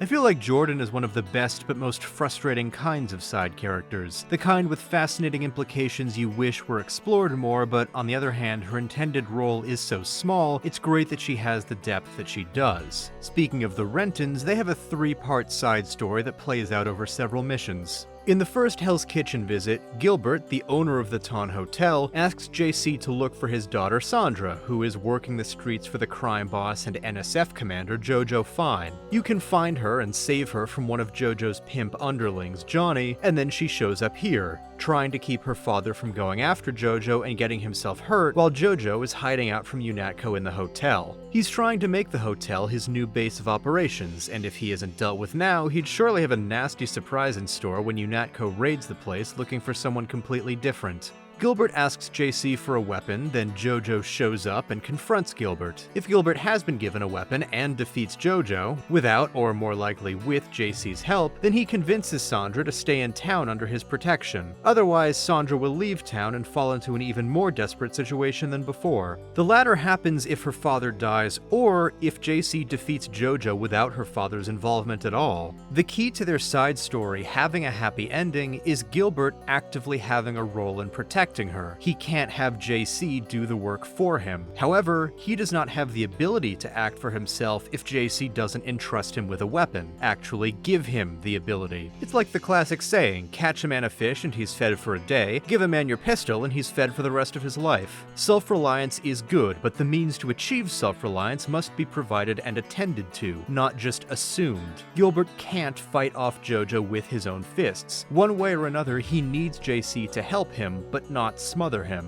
One could interpret this as a refutation of the pull yourself up by your bootstraps method of self-reliance. One could also consider it, either as a complementing or contrasting sentiment, as a subtle endorsement of a sort of gentle guidance approach to societal development, reflecting what we eventually learn as the perspective of the Illuminati remnant. I want to point out that even now, After meeting with Lebedev and seeing more of UNATCO's dark side, and just before defecting, we are presented with the NSF's ugliness. Jojo is one of the most distinctive members of the NSF we interact with, and the last one we get to meet aside from the one prisoner in the base beneath UNATCO, and he is unambiguously evil, using his position of power to enrich his criminal enterprises and barely seeming interested in the actual cause. Even as the player is on their way to allying with the NSF, the game does not want the player to forget their deep flaws before moving on to entirely different anti-MJ12 allies for the rest of the game. They may no longer be enemies, but they are not rehabilitated either. But now, on to the main point of this mission, Paul convincing JC to turn on UNATCO. He tells JC that he has proof of UNATCO's corruption, especially Manderley's, and that JC should be able to find it at the previously raided generator warehouse. He tasks JC with going there, seeing the proof, and sending a warning to other NSF groups and the French group Silhouette. And JC does this. However loyal or disloyal to UNATCO you may have played him up to this point, JC will always betray the agency here. Well, there actually is dialogue written for the player going to the warehouse and returning to Paul without sending the signal, at which point JC will say he isn't convinced and Paul will say they'll have to go their separate ways, but then the plot won't advance beyond this point. To proceed, JC has to turn on UNATCO. While a JC who does send the signal right after seeing the corruption proof could be said to be persuaded out of revulsion for said corruption and a desire to live out his ideals, the same can't be said of a JC who returns to Paul, is told that this is where they'll be parting ways, and then goes out to send the signal anyway. This leaves a love for and trust in Paul as the one constant for JC Denton as a character, independent of all player action, that motivates his turn against MJ12. This brotherly relationship is thus the most important dynamic in the entire game. JC doesn't just love his brother, he looks up to him and sees him as a role model, since Paul is about 10 years older than JC and would thus have taken on a mentor role for his entire life. After their parents are killed and JC is sent to his Swiss boarding school, Paul became the only family JC has left, at least that we hear about. While I've interpreted JC's eagerness to prove himself as an effort to step out of Paul's shadow, he never expresses any resentment towards his brother. He seems to just want to follow in his footsteps while being his own man, and because Paul is out of action for the rest of the game, one way or another, he certainly gets to do that. But Paul dropping out of the narrative means the game doesn't get to fully develop their relationship. In their handful of interactions before this, Paul is supportive and friendly while also encouraging JC to be thoughtful and non-lethal, trying to plant the seeds for eventual defection. It's also possible, based on Paul's efforts to make other UNATCO troops use non-lethal weapons, that Paul was trying to push for internal reform within UNATCO as a whole, though perhaps he was not thinking so long-term and was just trying to keep casualties low in the moment. Regardless, there aren't many scenes between them that give much depth to their interactions in an on-screen way. Much later, if JC talks to the AI Morpheus, he mentions he and Paul suspecting that he was artificially engineered in some way when they were growing up. I'm engineered, so what? My brother and I suspected as much while we were growing up. That detail stands out a lot, implying that the two had a long history of observing and theorizing about things not adding up around them, and a lifetime of confiding in each other. This retroactively adds to JC's willingness to listen to Paul in the second Hell's Kitchen mission, since it becomes just another thread the two have pulled on together from the conspiracy around their whole lives. It's uncertain just how much contact JC and Paul would have had during JC's boarding school days, and it would make sense for MJ12 to try to keep them separated, but it would also make sense for the Dentons to mention having been out of touch with each other more if that was really the case. There's a lot to read into regarding how important they are to each other from these small details, but I wish there was a bit more that wasn't left to subtext. Since their bond is so strong that JC will always turn on UNATCO to preserve it, I would have liked to see at least one scene dedicated to clearly expressing that. How was your graduation? I want to hear what happened. I wish I could have come. At the time, I could have cared less that Mom and Dad came to mind, but it was a good thing. So during editing, I found this scene which happens if you go back to talk to Paul again after he gives you your starting weapon at Liberty Island, and it's really close to what I was asking for since it gives a little insight into their family, but there isn't much affection coming from JC, so it seems less about establishing brotherly love and more about establishing how much more closed off JC is in general, and the scene is so easily missable, so the game has a little more of a brotherly dynamic than I initially thought, but still not enough, I think. I wish someone could have been there for you. I'm used to being on my own. One can be too self-sufficient, I'm coming to believe. Especially since if the player, after sending out the signal and returning to Paul and triggering the UNATCO raid, leaves the hotel through the window at all, then Paul will die. JC's motivation will shift to partly be about avenging him, and all potential future scenes with them will, obviously, not happen. The central relationship of this game can just be cut off right here, or it can continue in a limited capacity with Paul's handful of additional conversations. Part of the reason why JC is portrayed so stoically is to allow for a player to project whatever emotions they may feel onto him, and to allow his line reads to make sense regardless of whatever circumstances may have just occurred. In this case, it allows for JC to say the same lines the same way regardless of whether Paul is alive, and it still makes sense. The unfortunate side effect of this is muting whatever powerful emotionality could occur from plot points like Paul's death, or him reuniting with JC safe and sound in Hong Kong should he survive. JC's stoic demeanor makes it a bit tougher to emotionally connect with him in general, but he is too much of his own character to be entirely projected onto, at least in his most pivotal scenes. For a story that hinges on brotherly love, this game is ill-equipped to emotionally resonate in a way that could make the relationship truly stand out. But even so, the game manages to convey the notion that a strong bond between people is powerful and a source of strength and resistance against indoctrination and corruption. So, however hidden beneath a layer of conspiracy thriller cyberpunk grime as it might be, Deus Ex is yet another story about the power of love and friendship overcoming all. Regardless of whether JC saves Paul from the UNATCO raid or leaves him behind to die, JC will be captured by UNATCO anyway. Either you get killed in a fight with UNATCO grunts, or with Anna Navarre, or you kill her this time and Gunther Herman shows up to take you in. And then you're brought to the most hidden levels of UNATCO headquarters to wait out the kill switch clock.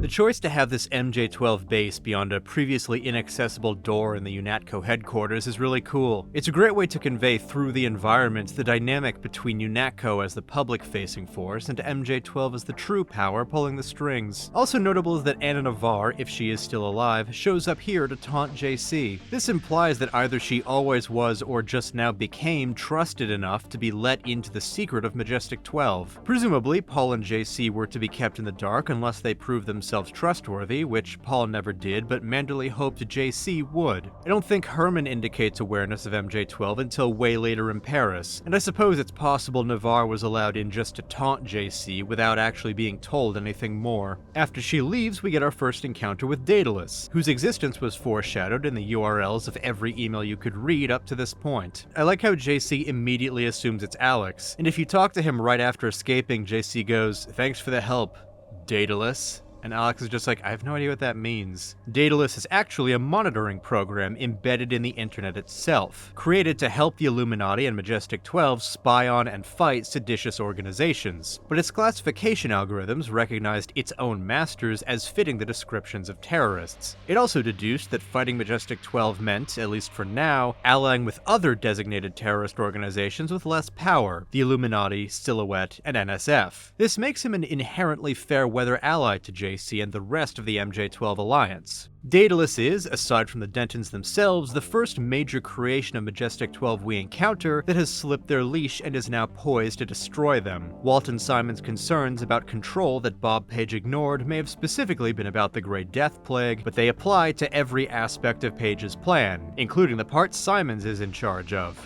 More on that later. If there is one real complaint I have for this part, narratively, it's that JC's break from UNATCO feels a little too clean in an interpersonal sense. Everyone significant in UNATCO that JC has a positive relationship with ends up defecting alongside him, either leaving now like Alex or later like Sam, and you get to choose Jaime's timing. The relationship with Manderley, Navarre, and Herman are a bit more variable, but likely to be at best cordial but strained. A JC who earns the respect of Navarre and Herman never develops real friendships with them. While some of the various troops who talk to you in a friendly tone become hostile to JC, they simply lose their names and become obstacles for this mission rather than have actual roles as former friends. Manderley is the only character to really get a falling out sort of scene with JC, and he's never seen again because he's killed either by JC himself or by probably Simons. My point is, there's a missed opportunity for a tragic friends on two sides of a conflict kind of dynamic. The closest thing we get is a Herman who respects JC telling him, "I wish we had more of a chance to work together in Paris," and yeah, honestly, me too. This isn't a big deal, it's just another thing that, like with the muted nature of JC and Paul's dynamic, limits the ability for Deus Ex's narrative to resonate on a more emotional level. One could say this game puts politics above characters, and that would actually be a fair observation for once. Even the allies who stick with JC fade more into the background after his escape. Jaime will show up one more time to either give you an augmentation upgrade in Hong Kong or Herman's kill phrase in Paris, and Sam will show up once in Vandenberg, and that's it. Alex recurs a few times but remains second fiddle to Tracer Tong and Morgan Everett when they enter the plot. I'm glad we get some follow-up to all of them, and logistically it makes sense that new allies would be needed throughout JC's journey, but it does feel strange that we spend so much of the beginning of the game getting to know these UNATCO buddies, and then they become irrelevant and replaced. It's not some fatal flaw in the game's narrative or anything, and it does lead to a thematic lesson that resisting authoritarianism cannot rely on a limited pool of only a few people. It just feels like another missed opportunity for meaningful character dynamics. But the developers chose otherwise, and that was their prerogative, so there's no point in lingering more on what they decided not to do. Despite UNATCO's demonstrated brutality and insularity, the rank and file above the MJ12 base are not privy to the same details that Navarre apparently is. There are degrees of culpability within MJ12's conspiracy, and there's an obvious distinction between the more humanized, though flawed UNATCO soldiers and the more efficient and terse MJ12 troopers. But as I said already, the names you get to know the UNATCO troops by disappear from the HUD now that they're enemies. Since the HUD is diegetically part of JC's augmentations, this has interesting implications for how his MJ12 designed friend or foe system works, and how it deliberately dehumanizes his enemies. This is also the final time Anna Navarre can appear. If she's survived up to this point, she has to die here. JC can fight her or learn and speak her kill phrase, Flatlander Woman. The name is probably a reference to the Edwin Abbott satirical novel Flatland, written to comment on the rigid social structures of Victorian England by depicting a world entirely made of two-dimensional shapes rather than three dimensions. The Deus Ex wiki draws attention to the fact that women in Flatland are just lines that can potentially stab people if they're not noticed and approach from the wrong angle, and Anna Navarre is an assassin with a cloaking device. I would like to draw attention to the fact that the original novel was a satire on class and gender roles, poking fun at the rigidity of society and resistance to change. As an assassin working for a plutocratic conspiracy, Navarre's job is to enforce conformity and compliance for the benefit of the ruling class, even as she herself is just a tool that her masters are working to make obsolete. Also, one of the in-universe musical artists of Cyberpunk 2077 is called Flatlander Woman, which is undeniably a reference to this game, and when I saw it in Cyberpunk's radio, I did the Leo point. The existence of kill phrases and kill switches obviously conveys the disposability of the augmented to Majestic 12. They like their agents augmented to make them both more effective on the field and more easily disposed of should they go rogue. Kill phrases for mechanically augmented agents blow them up, while kill switches for nano agents slowly kills them in 24 hours. Sucks for MJ12 that the kill switch is slower than the instant detonation of the kill phrase, but that's surely due to how the different types of augmentations work, and that nanomachines probably have to gradually shut down their host body rather than just explode.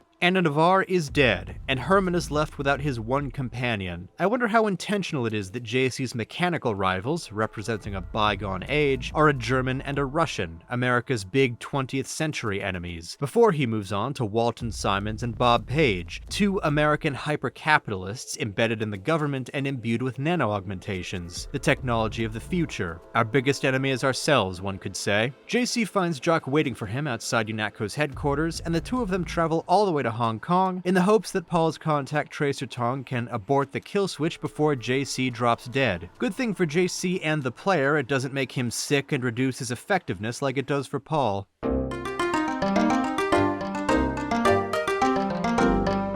I don't think it's controversial to say that the Hong Kong section is the peak of this game. It's a small slice of the city with so many sub-areas and hidden secrets to find as you search for Tracer Tong, and then help him investigate and eventually sabotage VersaLife to thwart Majestic 12's efforts to take over the currently non-controlled city. Player freedom and problem solving is at its most expansive and open-ended, and I think the key to its success is in mixing combat and non-combat areas as much as it does. This is present in Hell's Kitchen too, at least in the first two visits, but it's done even better here. Narratively, Hong Kong functions as JC's first steps into real independence from Majestic 12, embodied by a city that has not yet fallen under its full influence. Up until now, the entire game has taken place in Manhattan, firmly within UNATCO jurisdiction and under MJ12 control. That place has fallen to plague and poverty, and even the people who have jobs like Jordan Shea and Gilbert Renton are not living especially stable lives. Meanwhile, Hong Kong appears to be a generally functioning society. After some brief trouble at the MJ12 heli base Jock gets forced into landing at, JC steps out into an active night market with street vendors. The mood of Hong Kong is significantly more upbeat and vibrant than that of New York. It's no paradise, of course. The old China hand bar at the canal is a more familiarly impoverished sight. Lore texts and dialogue describing the state of the city establish that it is politically autonomous, but its borders are closely controlled by the Chinese government. China is explicitly described as authoritarian, but it leaves this city to be de facto ruled over by the Triads, who are the local groups JC forges an alliance with. Being organized gangs, the Triads extort and abuse some of the people of Hong Kong while protecting and providing for others. And I doubt the accuracy of the characters who say that mainland China leaves Hong Kong alone completely, given the presence of HUD-identified Chinese military police on the streets. Obviously, China would keep the city on a leash of some sort, even if it's content to mostly limit itself to surveillance and crackdowns on detected gunfire for now. Nevertheless, the game positions the city, whatever its flaws, as being more capable of thriving without Bob Page's direct influence, even if his company VersaLife is contributing to the local economy by having its headquarters in the city. Speaking of, this Universal Constructor is the only one MJ12 has working since the X-51 scientists sabotaged the one in Area 51 before they left. So I'm not sure why this is here, in one of the only parts of the world that Majestic 12 does not have a firm grip on. I can only guess that the UC was built here before it was clear Hong Kong wasn't under control and it couldn't be moved. I don't know if there's an actual good answer to this question. Anyway, this is the part of the game where JC can go have a debate with an Australian bartender in Hong Kong about governmental power. A system organised around the weakest qualities of individuals will produce the same qualities in its leaders. Perhaps certain qualities are an inseparable part of human nature. The mark of the educated man is the suppression of these qualities in favour of better ones. The same is true of civilization. Now this bartender, Isaac, is obviously supportive of China's authoritarian regime. I'd also like to note that his statements about educated men overcoming their nature ends up being strikingly similar to the justification Helios will give at the very end of the game for why he should become the benevolent dictator of the whole world. But there are other ways in which his language mirrors the points of Paul Denton and Leo Gold, who I very much doubt would want a system like China's to replace Bob Page's. The West, so afraid of strong government, now has no government, only financial power. And of course, what applying the separation and limitation of powers only to governments fails to address is that very thing. Separation or limitation of powers must also be applied to financial power to avoid a tyrant like Bob Page without having to turn to Isaac's solution of just empowering a central figure or government. The discussion also presents an interesting contrast with a piece Anna Navarre writes for UNATCO. Here's the relevant section from what Isaac says. China is the last sovereign country in the world. Authoritarian but willing, unlike UN-governed countries, to give its people the freedom to do what they want. As long as they don't break the law. Listen to me. This is real freedom. Freedom to own property, make a profit, make your life. And this is what Navarre writes in a piece you can read on a public terminal during your second UNATCO visit. When one maniac can wipe out a city of 20 million with a microbe developed in his basement, a new approach to law enforcement becomes necessary. Every citizen of the world must be placed under surveillance. That means sky cams at every intersection, computer-mediated analysis of every phone call, email, and snail mail, and a purely electronic economy in which every transaction is recorded and data mined for suspicious activity. We are close to achieving achieving this goal. Some would say that human liberty has been compromised, but the reality is just the opposite. As surveillance expands, people become free from danger, free to walk alone at night, free to work in a safe place, and free to buy any legal product or service without the threat of fraud. One day, every man and woman will quietly earn credits, purchase items for quiet homes on quiet streets, have cookouts with neighbors and strangers alike, and sleep with doors and windows wide open. If that isn't the tranquil dream of every free civilization throughout history, what is? This question of surveillance and public safety versus liberty has been around for a long time, and would have been a concern for Americans after the slew of domestic terrorist attacks in the 1990s. Comparing Isaac and Navarre's sentiments here brings to mind the distinction, as extensively examined though not strictly invented by Isaiah Berlin, between positive and negative liberty. Put simply, positive liberty is the freedom to do as you wish, while negative liberty is the freedom from outside interference. They may sound similar, and there is indeed often overlap, but there are distinct differences. Or, to put it another way, here's a passage from the Stanford Encyclopedia of Philosophy written by Ian Carter. On the one hand, one can think of liberty as the absence of obstacles external to the agent. You are free if no one is stopping you from doing whatever you might want to. On the other hand, one can think of liberty as the presence of control on the part of the agent. To be free, you must be self-determined, which is to say that you must be able to control your own destiny in your own interests. This distinction is pretty useful when considering what freedom means and how best to secure it, though I do find that when looking at a specific situation, it can be tricky to neatly break it down into positive liberty on one side and negative liberty on the other.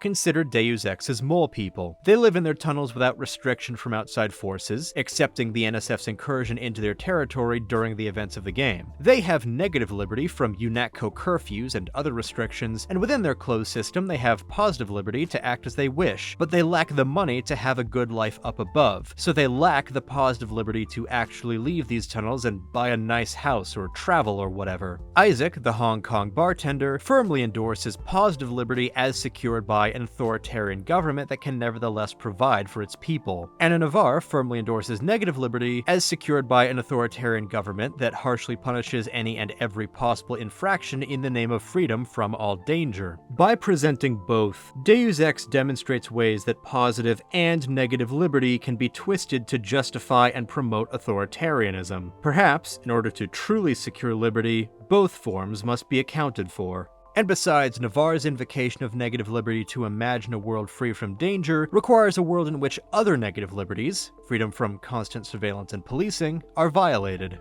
Incidentally, why is Isaac Australian? And why are the two clubbers whose entrance into the lucky money JC can get sweet-talked into paying also Australian? Well, looking at the Deus Ex development Bible, Australia was conceptualized as being untouched by the Illuminati and Majestic 12, making them a free territory like China. The fact that the game itself states that China is the only nation outside MJ12's control must mean that this idea for Australia was abandoned, but the presence of Australians in this Hong Kong club seemed to at least carry the ghost of that concept. And speaking of these clubbers, it's kind of interesting how much of a smitten dork JC comes across as when interacting with them. JC is this wisecracking, philosophizing secret agent, and then when this hot Australian party girl asks him to cover her entrance fee and maybe also an infinite number of drinks, he is completely wrapped around her finger. Anything you want?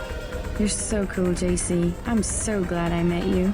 Just another reminder that JC is a sheltered boarding school kid and is only 23 years old. Interestingly though, this only happens here with Mercedes. JC does not drool over a similarly flirty dancer in a Paris nightclub. So either JC learns to control himself a little better and is more focused by that later point, or Mercedes is his one true love. Or he's just not into nurse outfits. Whatever. Essentially, Hong Kong is JC's post-grad trip abroad where he learns to expand his horizons and cement a new perspective. Given the cyberpunk genre's persistent Orientalist streak, I wouldn't be surprised if someone actually informed on that subject wanted to make the case that Deus Ex is falling into some of those tropes here, but I'm the wrong person to definitively weigh in on that one way or the other. At the very least, the game presents the city, the one place we get to see outside of MJ12's direct control, as being livelier and less desperate than those within it, and this is the factor that further opens JC's mind. One could, though, also make the case that MJ12's infiltrations into Hong Kong make the area less free of their influence than it initially appears. Maggie Chow's manipulation of the Red Arrow Triad is going well until JC Denton shows up. And as I said already, Bob Page's corporation VersaLife looms over the city as a Majestic 12 stronghold in an ostensibly independent area.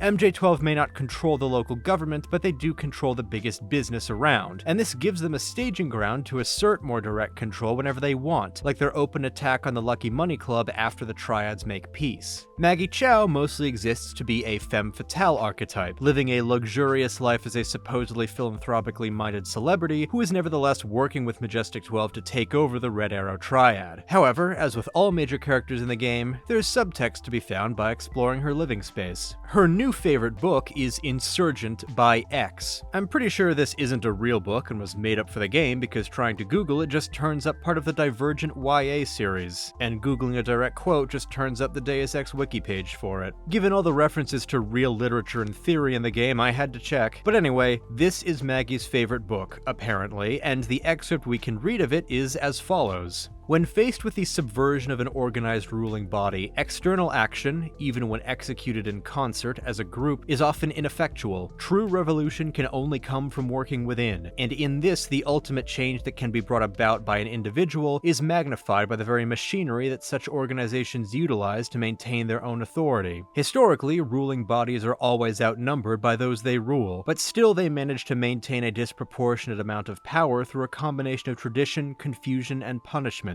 An operative who learns to simulate the veneer of a loyalist and guard their own secret heart can utilize those very same tools to overthrow such organizations, or shift them to a more ideologically pleasing axis. It's probably obvious to say that this is a theory of political action that JC Denton himself totally rejects throughout the game. While Manderley and Carter try to change the system from the inside, JC chooses to fight Majestic 12 from the outside from the moment he sends out the NSF signal in Hell's Kitchen. This ends up working quite well for him, all things considered, while Manderley dies and Carter eventually finds himself forced to the outside anyway. But what is Maggie Chow doing with a book like this? The simplest reading is that it speaks to the way Majestic 12 seeks to assert control by infiltrating existing systems and twisting them to fit Bob Page's purposes, and how Chow is manipulating the Red Arrow Triad. But perhaps there's another reason Chow likes this book so much. Maybe she herself has ambitions of redirecting Majestic 12. Maybe she objects to its current existence but has decided that rising through its ranks and changing it from within is the best way to curb its abuses. If this is her true motivation, there isn't much else in the game to support it, but the way the passage is written seems to speak much more strongly to this interpretation than simply being a description of Majestic 12's modus operandi or Chow's strategy with the Triads, especially the simulate the veneer of a loyalist and guard their own secret heart part of it. Chow isn't really joining the Red Arrow and pretending to be a loyalist to them, but she has joined Majestic 12. So if this is indeed her goal, all she manages to do is cut herself off from everyone else trying to resist Majestic 12 and become indistinguishable from any other obstacle that JC Denton has to cut through to fight the conspiracy. It's impossible, says Deus Ex, to successfully reform an evil organization from within. A completely different interpretation of this book is that Maggie Chow is not resentful of Majestic 12, but of the Chinese government, and has aspirations of reforming it according to her own desires and philosophies. Whether she would be allowed to do this should her desires in any way conflict with Page is, of course, another story. Another book in Chow's apartment, Tai Fun, which also seems to not be a real book, details the Triads as mythologically being descended from popular resistance groups against the Qing dynasty, paralleling how the Triads seem to control Hong Kong now more than the Chinese government itself does. But the book also speaks to the corruptibility of the Triads, as they were, quote, portraying themselves as protectors of the people even as they accepted money from Japanese corporate fronts during World War II. Chow seems to take inspiration from this, as she represents American corporate interests trying to gain power by weakening the Triads. If the Triads run Hong Kong, then MJ12 doesn't have to undermine the entire Chinese government to take over the city.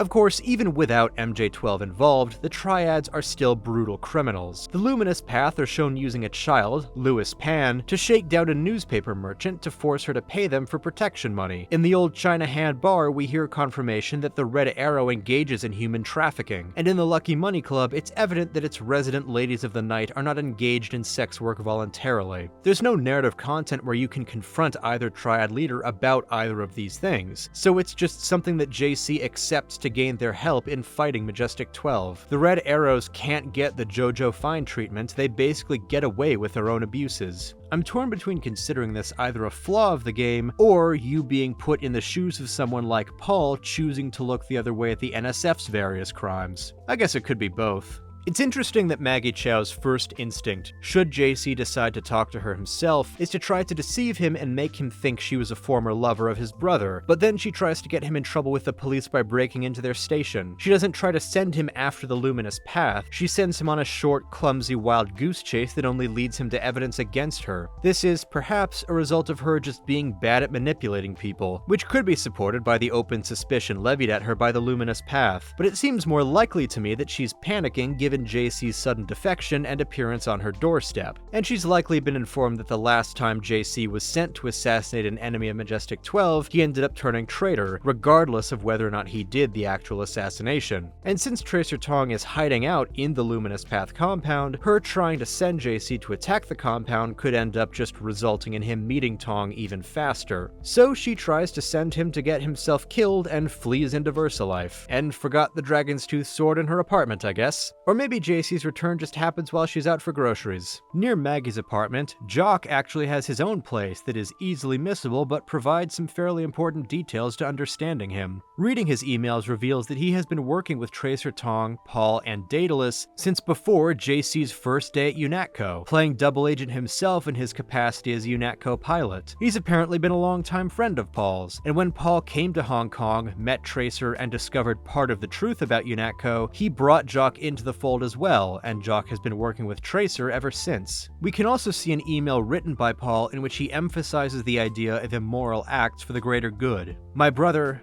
might be able to help. I don't know. I've sent him to obtain the evidence I compiled of UNATCO's recent activities, but I've had to treat him and everyone else I know like pawns. I've sent them to be killed and all so that we could win a larger game, but I think my time to be sacrificed is about to come. Feels kind of like Luthen Rael from Andor 20 years earlier.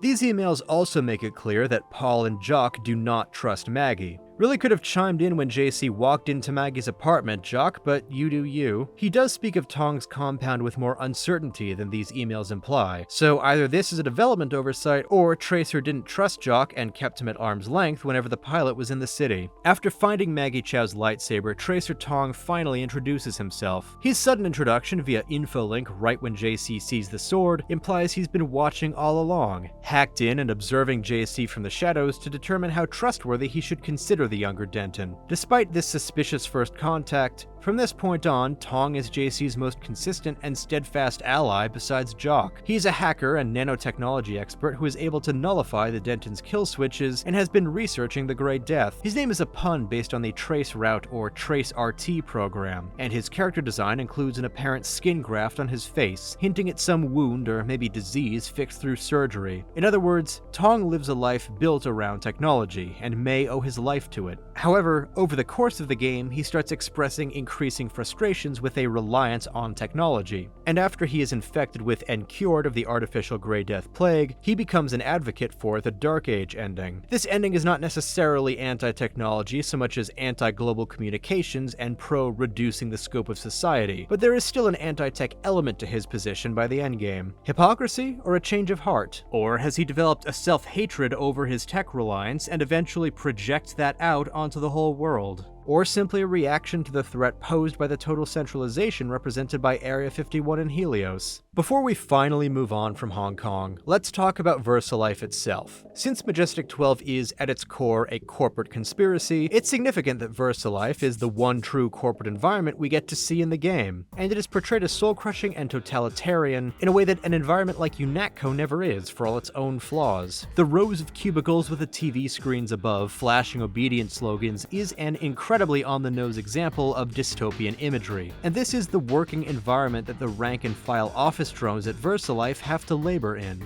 They are also constantly contracting the Grey Death and being replaced, likely used as test subjects. Two employees at the Lucky Money discuss suspicions about the company being involved in criminal activity, but one of them is clearly too nervous to talk about it. The atmosphere of the VersaLife data entry floor is oppressive, even without the armed troopers patrolling around like we will eventually see in Paris. In the lower labs, where more privileged privileged employees work, there is still a culture of paranoia. The atmosphere changes from dreary office dystopia to supervillain lair, since this is where the very subtle statue with the hand around the globe is located. And the scientists down here talk about being forbidden from sharing information with each other, even though they work in the same building. Cross-department collaboration would probably improve research quality, but MJ12 cares more about secrecy than actual efficiency and competency. As bad as UNATCO is, at least the people working there have some sense of camaraderie with each other, even if not everyone gets to experience it equally and there are some hostilities to be found. To make a long story short, JC unites the Triads against MJ12, infiltrates VersaLife to get schematics for more Dragon's Tooth swords, and then again to destroy their universal constructor that they've been using to manufacture the Grey Death, confronts Maggie Chow if the player hasn't already killed her, and then returns to Tracer Tong to learn that the virus has signs of being Illuminati technology. After all he's learned so far, JC is incredulous at the idea that the Illuminati are real, probably because they've been mythologized so much compared to the much more obscure Majestic 12 conspiracy theory. I guess it's like if the characters from The Last of Us, who have been dealing with zombies, but zombies caused by fungus so they feel different and more plausible, suddenly met a full-on classical vampire. It would be technically related, sure, but there's more sudden cultural baggage with the vampire than with a less oversaturated variant of zombie, even though both are technically Halloween monsters. At this point, Alex Jacobson and potentially Paul and Jaime have made it to Hong Kong to hide out with Tracer, the centerpiece of a growing group of allies. After an excursion in China, JC's next mission is back in Manhattan, searching for Stanton Dowd, the surviving member of the Illuminati who is easiest to find, and who was the former owner of a freighter transporting huge quantities of Grey Death from China to New York for Bob Page. JC's mind is expanded, his independence is solidified, so it's time to return home with his new perspective to see how he and the city have changed, you know, in the couple of days since he's been gone.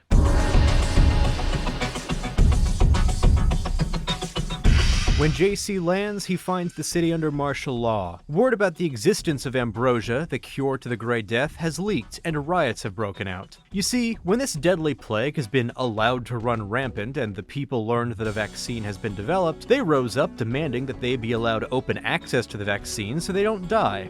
People know the government has a vaccine.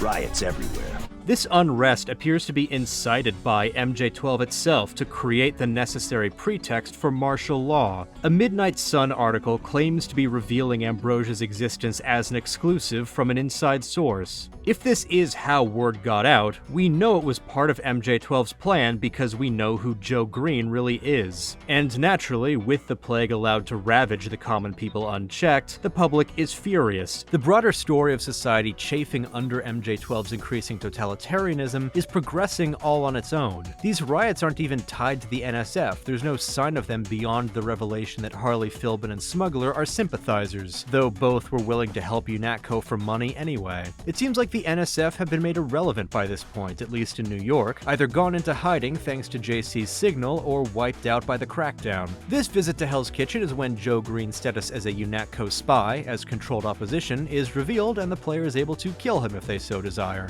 We also see the damage the curfew is doing to Jordan Shea's business, since she's had to raise prices quite a lot. In terms of mission structure, we have Hell's Kitchen, Hong Kong, then Hell's Kitchen again, but Hong Kong is a long one, and it gives us time to get used to a more functional society. So the back-to-back-to-back contrast between the Hong Kong markets and the now martial law-choked streets of New York is striking. Also, both areas can be abbreviated as HK. Don't know what that means, but this is a conspiracy game. Everything has to be connected. Maybe HK-47 was a Majestic 12 operative the whole time. JC meets Stanton Dowd, who has fallen on significantly hard times since the fall of the Illuminati, since he's living in an abandoned cemetery now and has caught the Grey Death. Dowd is the one known surviving Illuminati leader still in America, while the others are in Paris. Paris is under open martial law, but the Illuminati there have retained their wealth and estates in hiding. Meanwhile, in the less controlled America, Bob Page has managed to completely strip the Illuminatus there of everything he has. It speaks to different methods of control, though perhaps also hints that the more overt displays of power that Page wants to implement everywhere are actually less effective than the subtler tactics he's had to use in America up to now. This visit to Hell's Kitchen is the shortest one, since you basically just have to find Dowd, possibly grab munitions from Smuggler, and then make it back to Jock to fly off to the next mission, with possible detours into the Underworld Tavern and the clinic for side stuff. The main purpose of this visit is to complete the fall of New York as it fully becomes a police state. It's not like the game ever depicted the city in good times, always using it as a showcase of the abject poverty of the have-nots, but with the dire starting point, Hell's Kitchen gets even worse as MJ12 gets bolder. The introduction of martial law does nothing to actually help the desperate people of the city. It just makes things deteriorate faster for them.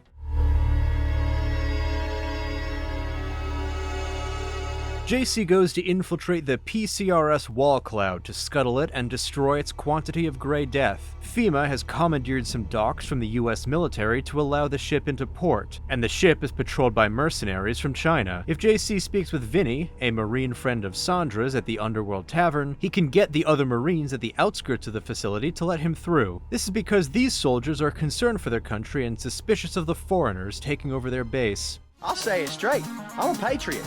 I don't like to see one of our top secret bases commandeered, especially when the only people allowed inside are these Asian mafia types. This is about as good a time as any to dig into the game's nationalism. Specifically, Deus Ex expresses civic nationalism, or the version of nationalism based around national principles and ideals while honoring individual rights and diversities. Civic nationalism is, of course, not free from reasonable criticisms, but it stands in contrast, usually, with ethnic nationalism, the more exclusionary nationalism based around ethnic and cultural boundaries. You know, the racist nationalism. As I said before, Deus Ex is an incredibly America-centric game in its perspective, and it expresses deep suspicions of globalism and international orders like the United Nations. The reasons for this are, I'd say, best articulated by Paul Denton in the second Hell's Kitchen visit. A few bureaucrats in New York can't make good decisions for New Jersey, let alone Paris, or a village in China.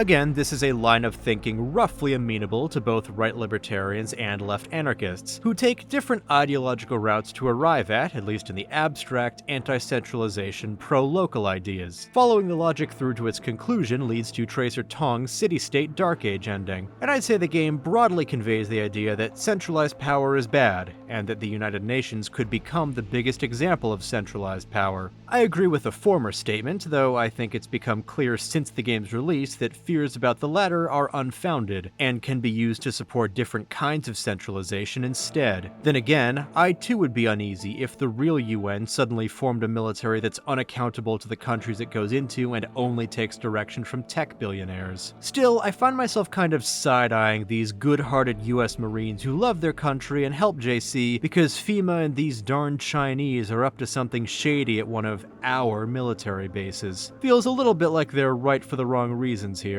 They are still broadly in line with the game's ultimate perspective, but their concerns are worded a little bit xenophobically. And I don't think this game endorses xenophobia. After all, Paul admits that a purely nationalistic, isolationist response to UNATCO would be unviable. Ironically, to fight the One-Worlders, we ourselves have to become a global organization. He is, of course, correct. And ultimately, the alliance against MJ12 is significantly more global and diverse than MJ12, whose members we see in the game are mostly white Americans. The only non-white Majestic 12 member we meet is Maggie Chow. There is the Wall Cloud's Captain Kang Zhao, but he's only working for them because they're threatening his family, as his emails reveal. MJ12's international approach is coercive. Imperial. The VersaLife headquarters in Hong Kong does not seem to employ Hong Kong locals to any noticeable degree, giving it a colonial feel as the representative of this American corporate conspiracy squatting in this non-American city. Its leaders we see, Bob Page and Walton Simons, are American, spending their time and energy on an America-centric plan and building their trump card in Area 51, even as they try to build power around the world. Meanwhile, JC's alliance is pretty diverse, featuring the likes of Tracer Tong, Smuggler, Morgan Everett, Chad Dumier, and Jaime Reyes. The game does have flaws and indulgent stereotypes regarding its representations, which is another thing that the developers have commented on retrospectively,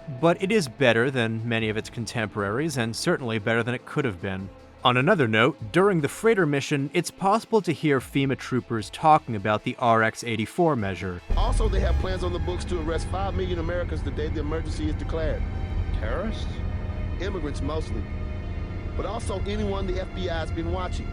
Given the context of the conversation, I think it's quite obviously intended as a bad thing, that the villains have a plan in place to mass arrest immigrants as part of their takeover. So essentially, the game's take on globalism and nationalism seems to be, let local groups govern themselves, no New World Order uniformity, and achieving this goal requires global cooperation and collaboration, decentralized civic nationalism, plus international alliances of cooperative equals. The game clearly states that taking isolationist tactics against a corporate conspiracy, taking what could be called an America First approach, is doomed to failure, but its anti-globalist language may obscure this bit in today's informational and rhetorical climate. These Marine characters certainly don't realize that, as Captain Zhao's emails demonstrate, the non-American crew of the Wall Cloud is not made up of sinister evildoers. At least some of them are pressed into service by Walton Simons and afraid of retaliation from the Chinese government should they try to rebel and do the right thing. Emails between Zhao and the Chinese official Feng Yi Gong indicate that his government would punish him for the work he's done for Simons rather than protect him for his information, and the same likely would go for anyone else in the crew who would want to do the right thing. Zhao and his crew are just pawns of Majestic 12, not the foreign co-conspirators that the suspicious US Marines imply they think they are. I don't believe it's ever stated whether the normal crew members know about what their ship is carrying, though Captain Zhao does because Simons openly talks about it in a communication. Zhao does not appear in person in the game, or at least if he's meant to be one of the various soldiers you can find on board the Wall Cloud, he isn't named, meaning if his various emails and data cubes could count as a subplot, it isn't a resolved one. While he and his crew are not complete innocents, they're not necessarily villains either. Hopefully they'll manage to get out when the ship starts to sink, even if they've been knocked out by JC during the mission.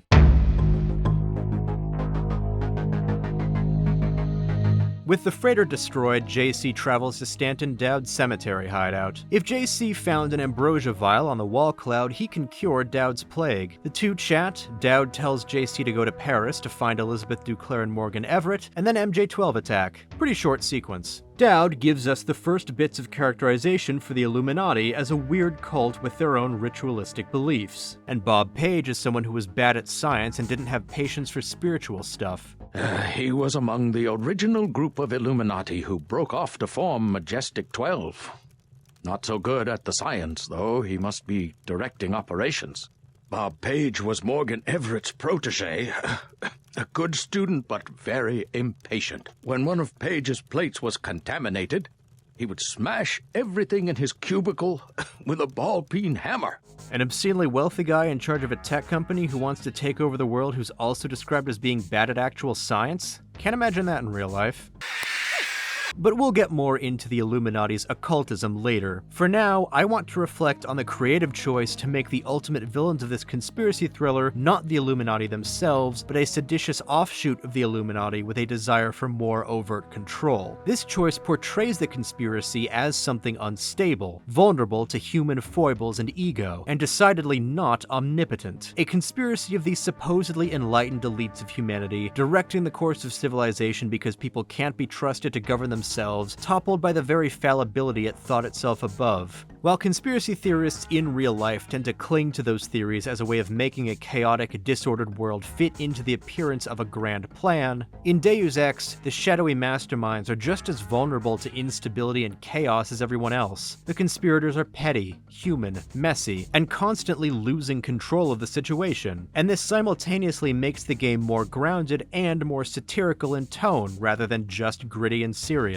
It goes a long way to helping the game resist being pure validation for real conspiracism. It also, like the NSF, contributes to the moral grayness of JC's allies, but that won't become truly apparent until JC connects with Morgan Everett.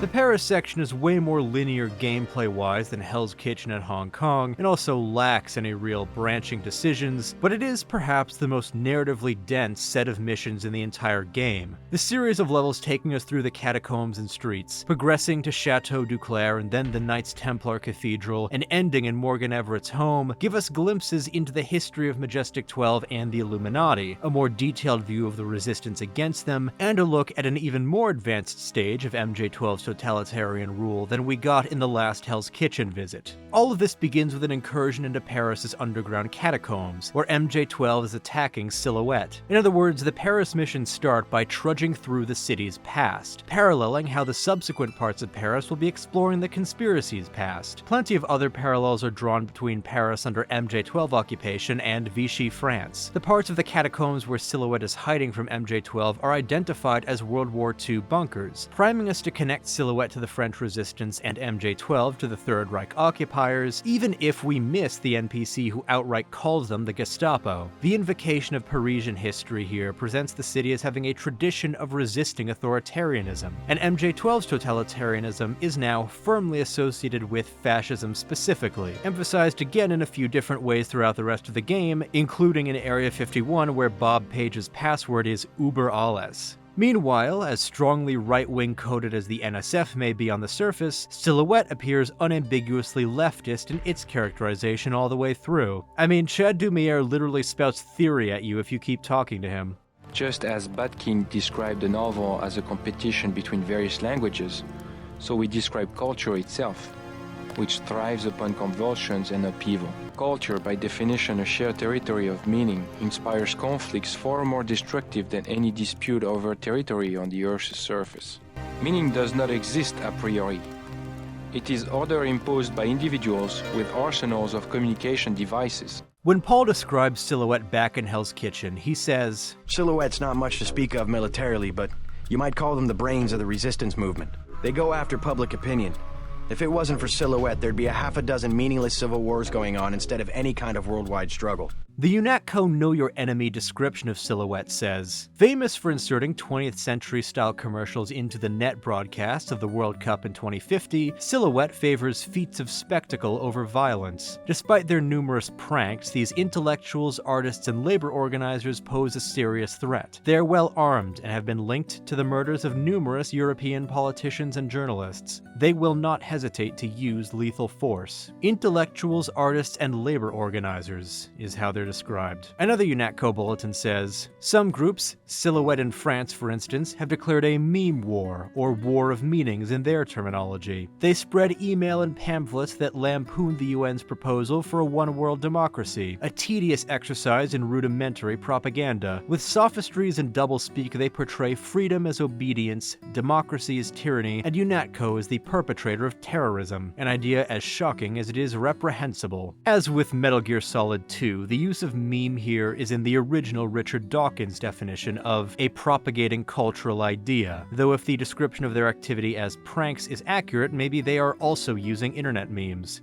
Deus Ex says posting is praxis. But all this is to say the game positions Silhouette as the most moral of all the anti-MJ12 coalition, and necessary for making the coalition actually effective. They never set up hostages near bombs like the NSF, they don't engage in human trafficking like the Triads, they don't, as a group, have to atone for having formerly helped MJ12 like the X-51 scientists, and they aren't Illuminati members. Despite being blamed for the Statue of Liberty bombing, their hands are clean as it was a UNATCO false flag operation seemingly designed to boost American support for the agency. Silhouette focuses on messaging and organization, preferring symbolic strikes over random acts of violence. Even if UNATCO's accusation of assassinating politicians and journalists is true, which we can't assume, on the always morally abhorrent spectrum of targeting civilians, this version would at least be carefully targeted, making it less bad, but still quite bad, than other acts of violence more indiscriminate in their focus. While coming from a very different situation, I think it might be useful to consider the 4 types of political violence as outlined by Nelson Mandela during his testimony at the 1964 Rivonia trial. He said when describing his adoption of political violence against South Africa's apartheid government, 4 forms of violence were possible. There is sabotage, there is guerrilla warfare, there is terrorism, and there is open revolution. We chose to adopt the first method and to exhaust it before taking any other decision. In the light of our political background, the choice was a logical one. Sabotage did not involve loss of life, and it offered the best hope for future race relations. Bitterness would be kept to a minimum, and if the policy bore fruit, democratic government could become a reality.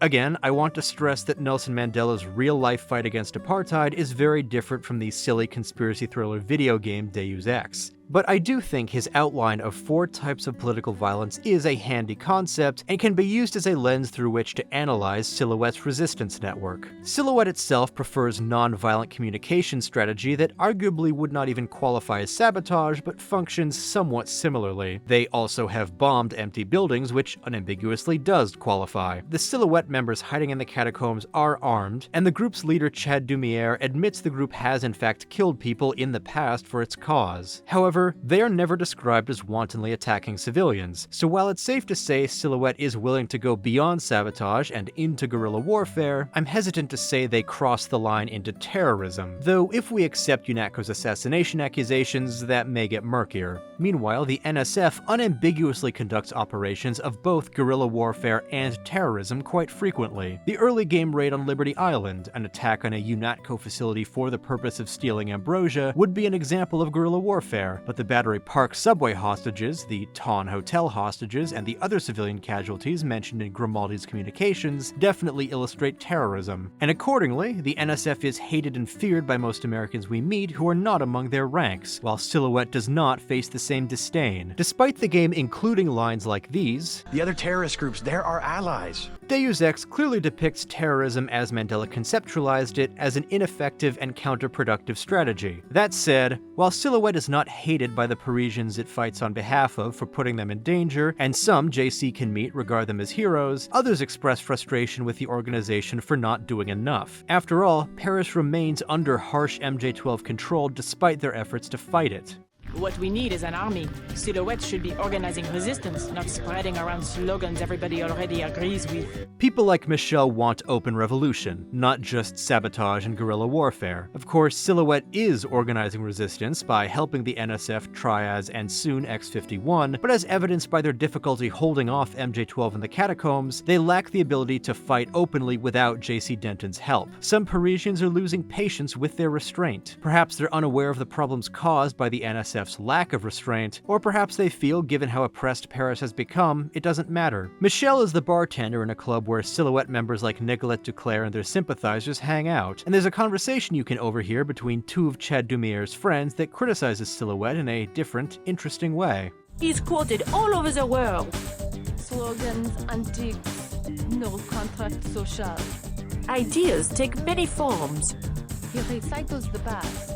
It is nothing special to be a reactionary who tries to revive the same old rhetoric. Charlotte here considers Chad stuck in the past instead of forward-thinking, and thus ineffective. It is nothing special to be a reactionary who tries to revive the same old rhetoric is a criticism that could also apply to the NSF given their Second American Revolution shtick, but also to Bob Page and the Illuminati. Morgan Everett wants to revive the Illuminati as they were before Page's coup and literally repeat the past, while Page dresses up his ambition in old rhetoric about Thomas Aquinas. By the time we can talk to Charlotte, we would have already met Chad, and I don't think her characterization of his ideas as reactionary and stuck in the past is all that accurate, but her words do prime us to be suspicious of Everett and give us possible criticisms to make of Tracer Tong's proposed ending later on, so put a pin in it. Another potential flaw with Silhouette is their reliance on support from now-deceased Illuminati leader Beth DuClare. As Nicolette herself says at her family home, if the Illuminati were still in power, Silhouette would be fighting them, but they're allies for now, and Silhouette is dependent, which puts them at the risk of being compromised. Silhouette may be considered the leader of the anti-MJ12 coalition, at least until JC comes along and brings the Illuminati into the fold, but they are wholly inadequate on their own. A brain cannot survive without a body, just as a body cannot survive without a brain. Apologies to the think tank of Big Mountain for my insensitivity. The lobotomite returns! But at least with Beth dead and Nicolette in charge of the DuClare estate, Silhouette's financial backing comes with fewer strings attached, since Nicolette rejected her mother's philosophy of control. Nicolette is introduced apparently trying to provoke MJ12 into trying to assassinate her so she can instead kill whomever comes after her. This is speculation on my part, because Chad expresses concern that she frequents this club instead of going into hiding, suggesting that she's daring MJ12 to go after her, but when JC approaches her, she pretends to be someone else. So why would she be so reckless as to regularly go to the same place every night where she'll be easy to find, while also trying to conceal her identity? Like I said, I figure she's trying to draw out the assassin who killed her mother. This characterizes her as headstrong and well-versed in conspiracy, but also a bit arrogant and foolhardy, since there's no guarantee an MJ12 assassin couldn't just have her picture and blow up her ruse altogether. Last point before moving on to Chateau DuClare. In this cafe across the street from the club, JC can find the family of an MJ12 grunt trooper. The parents are arguing about the morality of their son's actions, with the father adamant that MJ12 is an evil cult who has already led their son to do terrible things, while the mother is more concerned about their son being able to live day to day. There's no way for the player to know which MJ12 trooper in this mission or others might be their son, but this brief conversation reveals a way that MJ12 exerts control. They close off paths to social mobility, and make things so desperate for ordinary people that joining their paramilitary cult and becoming an agent of power is the best way to make a living.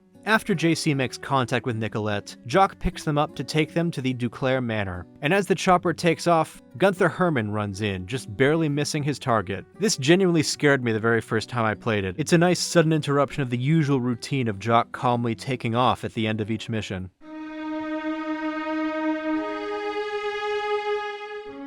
Exploring Chateau DuClare is generally a chill mission, with JC learning from Nicolette about her upbringing as the child of an Illuminatus, expected to succeed her mother and resisting those pressures. But now that she's back, she's wistful when thinking about what her mother must have wanted from her. The abandoned manor is a monument to the Illuminati's loss, an old-world luxury that now houses nothing but ghosts. The glimpse into the mother-daughter relationship Nicolette gives us has a level of familial drama I wish was present more with JC and Paul, but it does give a surprising amount of characterization for Nicolette considering this is the last time in the game she appears. It's probably fair to say that Nicolette is the most well-rounded woman in the game, so it's unfortunate her presence is so short. Let's talk about how Deus Ex treats women for a bit. This is an incredibly male-dominated game, which makes sense given the male-dominated development team from a time where game developers rarely considered the limitations of their own perspectives and assumptions on what was default. It's not like the game doesn't have complex female characters, with unexpected depth to be found in individuals like Jordan Shea and Maggie Chow, but aside from Chow, Nicolette, and Anna Navarre, all of the key characters are men. It would also be easy to read the Renton subplot, or Bob Page kidnapping Tiffany Savage largely just to get back at her father later on as paternalistic, though Tiffany herself is characterized as competent and brave despite being in need of rescue. That said, when digging into the portrayal of the various incidental NPCs throughout the game, something more complex emerges that is likely unintentional but seems striking nevertheless. You see, Majestic 12 seems to not just be predominantly white, it also seems to be predominantly masculine, and the effect its control has on America when compared to Hong Kong implies that its presence actively suppresses the statuses of the women in the areas it controls. It does still employ women as scientists and augmented agents, but things being worse for women generally does seem to be a part of the contrast between MJ12-controlled America and independent Hong Kong. In UNATCO, the only women we see are Navarre and the two secretaries, Janice and Shannon. In New York, Jordan Shea is the only woman we meet in any sort of position of authority as the owner of a struggling bar. Aside from her and some employees at the free clinic subordinate to male doctors, all the other women in New York we meet are homeless, selling their bodies, or both. Though to be fair, we don't meet too many business owners in general in New York. But in Hong Kong, most of the vendors on the lively street market are women. Several clubgoers seem cheerful and thriving. Want to get something to eat after this? Maybe some tea. But I want to go home. Take a bath. Where do you live? Not too far. Of course, Hong Kong does have human trafficking, so plenty of women still face exploitation, but this is a trait shared with New York. So the dichotomy is not women have it bad in New York and good in Hong Kong, it's women have it bad everywhere but way more opportunities to not have it bad in Hong Kong. Paris actually does also seem to be a stable place to be a woman, though aside from the P-series agents in the Catacombs and Templar Cathedral, every single one in the city is opposed to Majestic 12. Well, the mother of the soldier in the cafe is a bit of a gray area, but she seems much more afraid than supportive of them, resigned to their apparent victory and prioritizing the safety of her son but not being happy about their occupation. Nicolette's friend Charlotte seems to feel similarly, maybe hopeless about the feasibility of resistance, but definitely definitely not in favor of the conspiracy. Silhouette actually features women among its fighters. While she doesn't appear in the game itself, Erin Todd is named in emails and data cubes as a MJ12 defector who has become a commander in the NSF. The roles in MJ12 available for women are as P-Series agents, the suited-up identity-stripped MIB/WIB types, or as scientists in the carefully monitored research teams at VersaLife and the Ocean Lab. The scientists in this game are egalitarian, which is nice, but under MJ12, all scientists are kept on a tight leash. MJ12 restricts opportunities to those they can carefully control, and for women, those opportunities seem especially restricted. This doesn't line up perfectly enough to seem intentional, but if you pay attention, there is a clear difference between the lives women are able to live within MJ12 and in places independent of or resistant to their influence. Given the overlooked importance of many women to resistance movements throughout history, it's a shame there aren't more roles in Deus Ex reflecting that. But there are some, enough to substantiate a Watsonian reading that Majestic 12 is misogynistic and actively suppressing opportunities for women. There, Ion Storm, I just gave you an out. The lack of major roles for women in the game is actually a part of the dystopia JC Denton is fighting against. If only more of them got to be part of that fight for themselves. Nicolette is, at least. She and JC find Beth's secret surveillance chamber in a bunker beneath the manor. Tracer Tong chimes in via infolink to tell JC about the history of this bunker. An old bunker, built during World War II by the previous owner to hide Jewish families.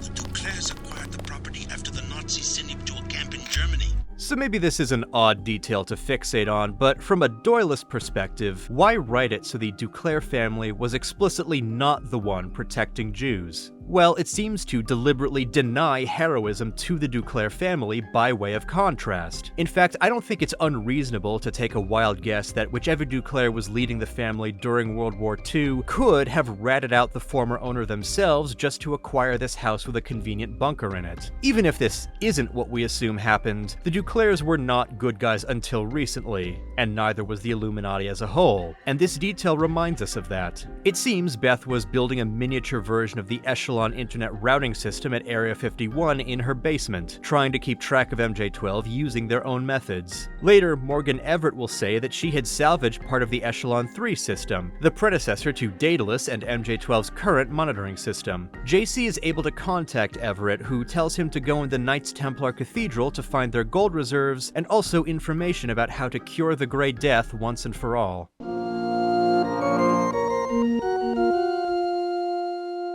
This is the mission that gives us insight into just how weird both Majestic 12 and the Illuminati are. For one thing, Morgan Everett mentions to JC that he and fellow plutocrats would pray in this specific church so the economy would do well, further establishing Illuminati superstition. Once I knelt in this chapel for communion, with 2 Rockefellers and a Rothschild. Since the time of the Crusades, every leader in finance has prayed for the continued stability of Templar banks, founded on gold. It's a strange practice, but it does speak to a degree of humility on the part of the Illuminati and other financiers that is not found in Majestic 12. The Illuminati couldn't have believed themselves all-powerful if they felt a need to plead with the Lord for financial stability. By now, we've gotten other glimpses of the Illuminati's spiritualism and Page's break from it from offhand comments by Stanton Dowd and Nicolette DuClare. Page resisted the degrees of Illuminism as they were implemented. Never made it past Master of Tyre. He would sleep through the Hatha Yoga exercises in the morning, so it became impossible for him to advance. With Majestic 12, from what I can tell, he's replaced the degrees with a hierarchy of security clearances. Same structure, only secular. He names the various clearances after angels, though. I find that ironic. So, while Page has personally discarded some of the weird cult spiritualism, he has still retained mythological references, which implies a much shallower engagement on his part, making it more for show and aesthetics. Dowd at least describes these rituals with actual respect. Then, Nicolette mentions a shared belief between Illuminati and MJ12 about natural law. Both the Illuminati and MJ12 believe that the most intelligent or enlightened human being will inevitably gain power, ultimately seizing the eye in the pyramid and creating the world for everyone else. Kind of secularized version of natural law. This actually helps clarify what I was saying earlier about Paul Denton and meritocracy, since it implies a belief among the conspirators that automatically puts them on top of societal hierarchy based on assumed merit, even if that assumption is wrong. This also implies that Paul's objections to meritocracy are closer to Alan Fox's than to Friedrich Hayek's. Bob Page lacks the minimal humility that the Illuminati superstitions seem intended to emphasize, and his entire goal is to make himself a living god with nanotechnology. No need to pray for Jesus for the stock market to do well if you are personally plugged into the stock market with your brain, I suppose. But Majestic 12 as a whole has not abandoned the cult structure just because Bob Page has positioned himself above it all. In the Cathedral, we can find a book called The Doctrine of the Mighty, outlining the ideology that the advanced agents of MJ12 are expected to adhere to. It reads, "It is a commonly held precept that 2 are stronger than 1, and that 4 are stronger than 2, and that 16 are by far stronger than 4. With this, there can be no argument. If all of human history is but a single lesson, it is that the individual may be remembered, but the organization persists and thrives. A single artist, a single general, a single hero, or a single villain may all die, but it is impossible to kill a people, a nation, an idea, except when that idea has grown weak and is overpowered by one that is stronger. This, then, is the true calling of those who would be mighty and join they who rule the world in majesty, to shun all that is empty fame and glory, to eliminate weak thoughts, weak hands, and weak ideas, to give up vain individuality and instead become part of something that is glorious and strong. This is the first secret, that by surrendering that part of you that is the least, you are elevated to the most. The first secret shall set you free, and those who know their duty will find in it the keys to immortality." So, those near but not at the top of Majestic 12 are expected to be completely de-individualized for the sake of total loyalty to the cause, dedicated to an egotistical billionaire who quite clearly does not follow these ego-death precepts himself. This is how Hitler's Germany and Mussolini's Italy were expected to function. Collectivistic loyalty for the benefit of the dictator at the top who could do whatever he wanted. In both real life and with Majestic 12, there are varying degrees to which individuals in these systems actually adhere to the more esoteric beliefs. Some MJ12 troopers and agents seem more like individuals, while others seem entirely soulless. The MJ12 woman in black in the Paris catacombs, for example, has a name, Mary Hella, but the woman in black stationed in the Cathedral has surrendered her name and is only known as Adept 34501. We can find her diary, which features this passage: "My name has been taken from me, a thing I need not anymore, and I have been christened Adept 34501. They have sent me to keep a record of this place, to record a history of its comings and goings, so that those who rule might have the benefit of its knowledge. Today saw the arrival of Agent Herman. He is a simple thing, fitted to a dark purpose by forces he cannot understand. In a way, I feel pity for him, an emotion that I know will prevent my advancement beyond the 3rd rank, but it is pity I feel nonetheless." It's fair to say that the Adept is reflective of how Page expects his subordinates to be, even though she cannot fully suppress her humanity. Even the most dedicated to the Majestic 12 cult cannot live up to its ideal. Remember the UNATCO Handbook and how I said it reflects a sort of ego-stroking introduction to cult isolation. The kind of ideology we find in the Cathedral is what's introduced when you're already in too deep to back out, when the only people you can really talk to anymore are other people as deep as you because you've become too weird and isolated. Also important in this level is the exploration of the Knights Templar as the material basis for the entire Illuminati conspiracy. Stanton Dowd claims the formal Illuminati organization has been consistently revived and reinvented from disparate groups, going all the way back to the Hashashim from the time of the Crusades, meaning that while not a perfectly continuous organization, the Illuminati began alongside the Knights Templar, and the Templars financed the various Illuminati incarnations until MJ12 destroyed them just a year before the events of the game and seized their assets. There's a series of 4 books in the Cathedral you can find describing the Knights Templar, and the first 3.5 of them are basically a simple summary of the real history of the real Templars. They started as a knightly Catholic order during the Crusades. They helped invent much of what would become modern banking, and then they were accused of heresy and devil worship by others threatened by their international power, resulting in the order's dissolution. The fictional part is the game's adoption of the common conspiracy theory that the Templars were not destroyed and simply went underground to continue controlling the world's finances from the shadows. So when Paul Denton and other NSF members talk about bankers involved in the conspiracy, we now know that they mean the Knights Templar specifically. Good to know. When JC finds the Templar gold, Morgan Everett says he'll send Chad Dumier along with NSF soldiers on loan to him, whatever that means. Everett has been hiding in the shadows all this time, allowing Elizabeth DuClare to fund Silhouette and otherwise leaving them, Tracer Tong, and Daedalus to fight MJ12 without his help. But now that JC has contacted him to bring him into the fold, Everett is acting like he's assuming command of the entire resistance network. The Cathedral is also where you finally face off against Gunther Herman, who has been stewing with vengeance for Navarre's death this entire time. The Adept's journal mentions Herman spending his time stationed here in a rage and occasionally chatting with Simons just to get even angrier. A journal from an MJ12 mercenary, someone who just came in for the money and recognizes how strange his bosses are, mentions catching Gunther crying one time and otherwise just waiting for JC like a motionless statue. Herman is a shell of a person at this point, without his one friend who didn't seem to regard him that warmly herself but was at least someone he could relate to.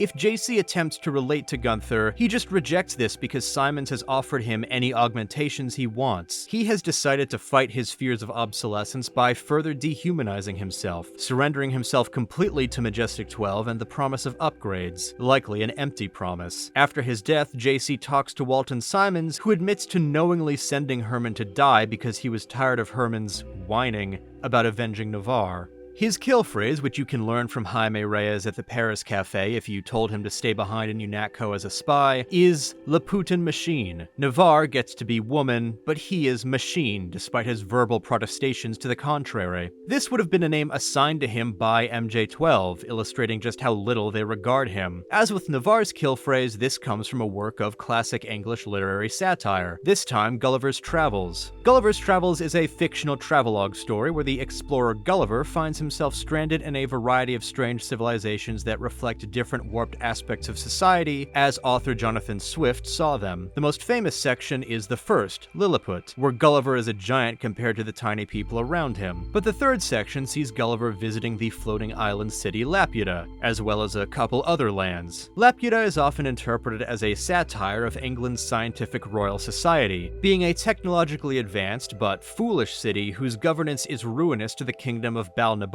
that it floats above. Seems a fairly apt reference to make to refer to the technocratic Majestic 12. With Herman dead, the Templar gold identified, and Grey Death details retrieved, JC is invited to meet Morgan Everett face to face.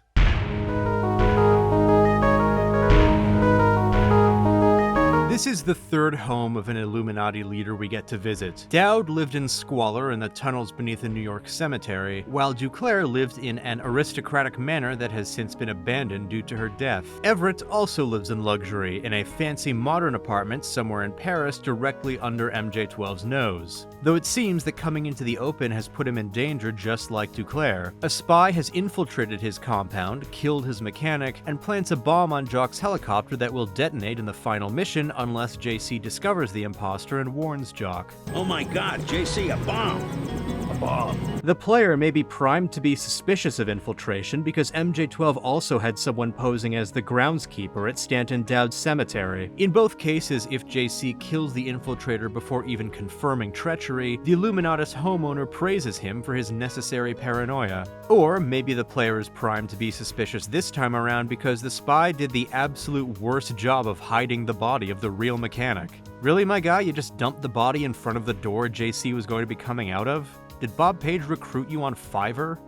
I completely failed to notice during my first playthrough. I'm guessing that this assassin was able to find Everett by following Alex Jacobson, whom Tracer sent to Everett to keep an eye on the Illuminatus while JC was at the Cathedral. The plan was probably to sabotage Jock, then wait until JC left to take out Everett. Though if JC doesn't catch the spy, only Jock gets killed, so maybe the spy is caught by Everett or his maid Carmela or bodyguard Tony off screen. Or maybe the spy is not an assassin and is there to keep an eye on Everett, make sure he's alive but can't effectively interfere.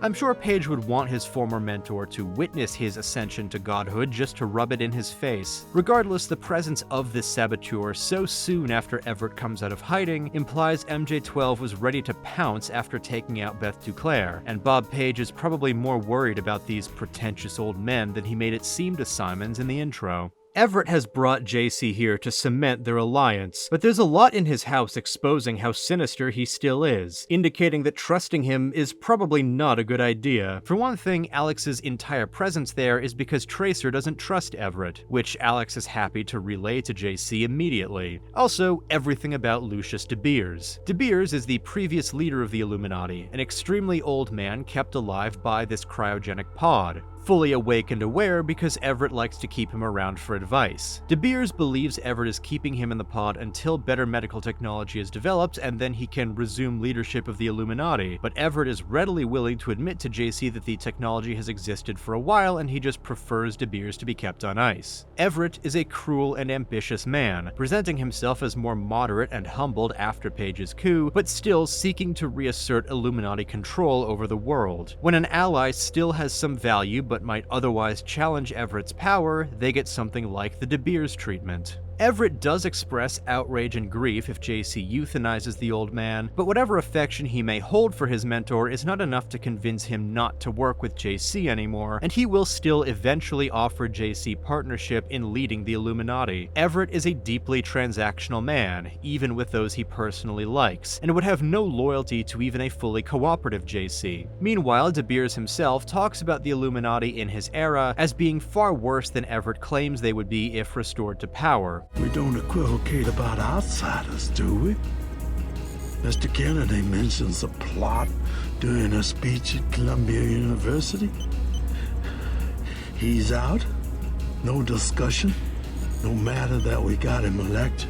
The Illuminati as a group serves as a representation of the past. Everett keeps their glories preserved and remembered like De Beers or Morpheus, a prototype AI with little current functionality. The Illuminati remnant's goal is to return the world to what it was like under their control, but the visual metaphor of De Beers on ice implies that this path is a dead end. What Everett offers is regression, not progress, with a mere promise that things will be better and he's learned his lesson. But there's little reason to take him at his cordial word, given his treatment of Lucius and the way he starts throwing his weight around to command Chad Dumier and the NSF. Everett claims that he needs to step in to fill the void of central organization plaguing the anti-MJ12 alliance. Lack of organization is exactly what has plagued X-51. They're great scientists, but isolated. They left Area 51 to protest Majestic 12's experiments, and that's what it amounted to, a protest. They don't even coordinate with the NSF, which is headquartered a few hundred miles to the north. You see the need for global organization. Someone has to bring these disparate groups together. Broadly, his point is correct that communication, collaboration, and organization are necessary, but the role he claims as empty is one that, according to Paul Denton, Silhouette has already been filling. Their biggest problem up to now has been lack of manpower to defend themselves in occupied Paris, and it's not like Everett himself was the only one who could have secured the NSF soldiers who are said to come over to help. It's true that the Alliance needs X-51's help, and Everett takes point on arranging that, but it's arrogant of Everett to claim that they could not be recruited without him. His knowledge and connections are indeed valuable, especially his knowledge of the Illuminati research that went into the Great Death. That's why JC went looking for him after all, but otherwise he has an inflated sense of his centrality to the global resistance. As Nicolette has implied, he still adheres to a worldview where he specifically is best suited to rule, just like Page, so people like Tracer Tong have good reasons to distrust him. The last feature of Everett's home is the AI Morpheus, a prototype of the Echelon system, and so basically an early version of what would become Daedalus and Icarus. Morpheus claims its current function is to amuse visitors with information about themselves, information drawn from whatever mind data it has access to. Narratively, it mostly exists to foreshadow and provide potential philosophical justifications for the Helios ending. The need to be observed and understood is once satisfied by God. Now, you can implement the same functionality with data mining algorithms. Individual desires judgment. Without that desire, the cohesion of groups is impossible. And so is civilization. God was a dream of good government. Personally, I think Morpheus is full of it. What the AI is gesturing to is a human desire for connection and community, but rephrased to more easily justify a surveillance system of the sort the Illuminati already wanted to impose. To take this claim seriously, I do understand the conclusion that human beings opening themselves up to each other is a reflection of a desire to be judged in the sense of being affirmed in their personalities, thoughts, or actions. And Morpheus seems to be referencing the sociological theory that big gods, as Ara Norenzayan calls them, enabled large civilizations by creating a framework of supposed constant surveillance by a deity to encourage people to behave morally even around total strangers. But Morpheus's lines go even further, claiming that humans don't just need this faith-based panopticon to foster civility, we actually want observation and judgment for their own sakes. He treats judgment as the end in and of itself, whereas I think such affirmation is simply a component of human connection in general. Morpheus's proposition, taken to its logical extreme, would imply that a society full of people isolated in prison cells but subject to an AI system that offers them judgment would be just as satisfied as a society of people fully connected and engaged with each other. Such a proposition is laughable, but is amenable to an authoritarian seeking moral justification for a proposed surveillance state. As a counterpoint, though, I found an analysis of Deus Ex by writer Dylan Orsaz, aka Z-Soro, who says the following about Morpheus. Morpheus doesn't just say things like surveillance technology, browser histories, and the vast social mediascape will provide simple pleasures and mediums of self-expression to people. It is they will be worshipped, if only unconsciously, as the new gods of the digital age. If not in thoughts, then in actions, man will worship technology, as it will be through screens and upon screens that mankind will learn to express, to live, to love within the coming age. And what is more reflective of what we actually worship than where we spend all our time? As we evolve or devolve alongside our advancing technology, and as we adjust to the continually changing, degrading conditions of reality around us, economically, socially, spiritually, we may, as a species, simply adapt to new modes of being. That is, we regress and settle for something less. Over the course of history, we move from getting our conscious kicks from divine supernatural forces, God, to humane communal ones, social relations, and then eventually to artificial kayfabe ones, technology, AI. In such circumstances as in the world of Deus Ex, brought about by the afterscape of late capitalism never progressed beyond, what choice will mankind have but to fear and venerate, and perhaps even love, this latest omnipresent, omnipotent force controlling our lives from such digitized shadows? Man desires judgment plus omnipresent conscious acknowledgement, always. So, if he cannot have it from the old gods, who have been destroyed by knowledge, or the social fabric, which has been annihilated by the competitive, hierarchical, and all-encompassing dogmas of the marketplace of globalized capitalism, then he will have it from the chips, the cameras, and the codes. By God, he will have it, or he will go extinct. With this in mind, Morpheus's speech is quite profound after all, though less for accurately describing human nature as it has been throughout history, and more for predicting how we may have to settle if human connection, the true thing we need, is increasingly denied to us by people like Morpheus's creators. Still, I hesitate to consider this prototype an objective, unimpeachable, and logical orator. Reading Everett's notes, though, mention erratic elements in Morpheus's behavior that may indicate a developing independence like what Daedalus and Helios achieve. The more power you think you have, the more quickly it slips from your hands. Maybe Morpheus came to his conclusions on his own accord, rather than solely from being programmed with Everett's desires.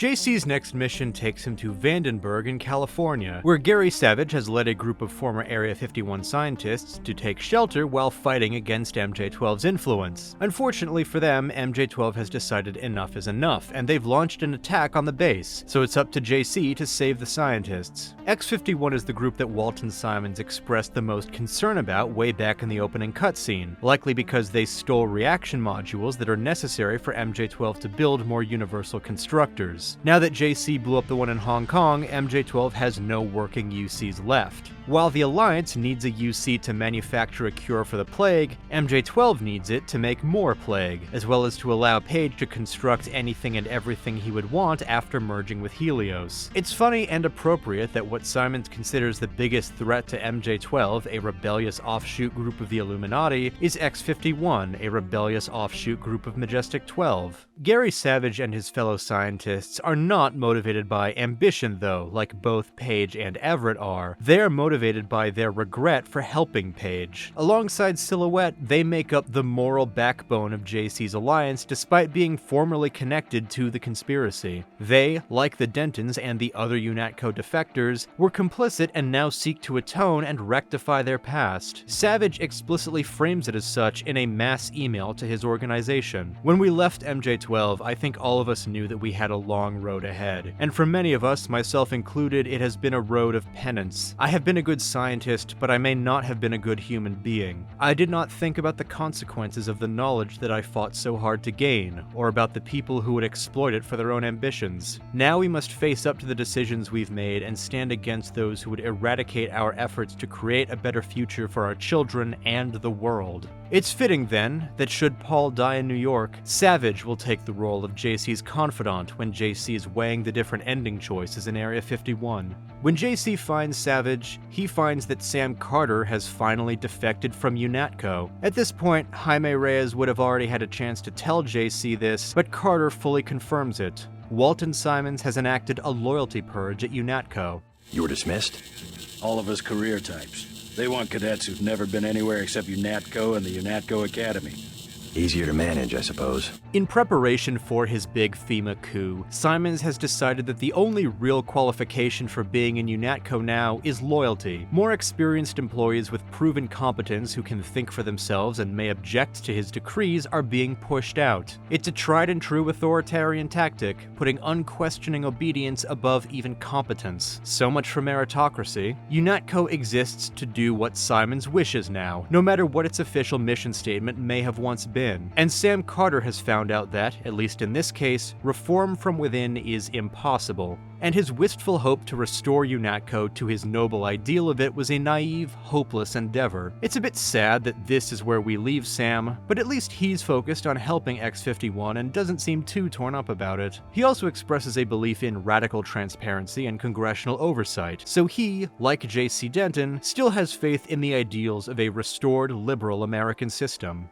There's a time and a place for security, but the legislature has to stay vigilant, or there will be abuses. JC connects Daedalus to Milnet, the US military network, but this only springs a trap Bob Page has laid. His new echelon AI, Icarus, is set up to merge with Daedalus and create an even more powerful AI named Helios. This is the super AI that Page intends to then merge with himself to achieve godhood. Obviously, the names of these three AI and Morpheus are references to Greek mythology. This breaks from the mostly Christian theological references that Majestic 12 frequently makes in its naming schemes, which is an interesting choice. It sets up the AI almost as separate from the hierarchy that the rest of the organization is subject to. Also of note is that while Morpheus and Helios are named for Greek gods, of dreams and the sun respectively, Daedalus and Icarus are mortals. These latter two AI were always incomplete, not at the godlike level that Bob Page imagined their final form to be. But the prototype having the name of a god hints that this was always the end goal. While I'm not suggesting Page planned for Daedalus to rebel, I think he did always intend for the internet monitoring program to just be the first phase and part of what he would eventually merge with, and so planned the naming accordingly.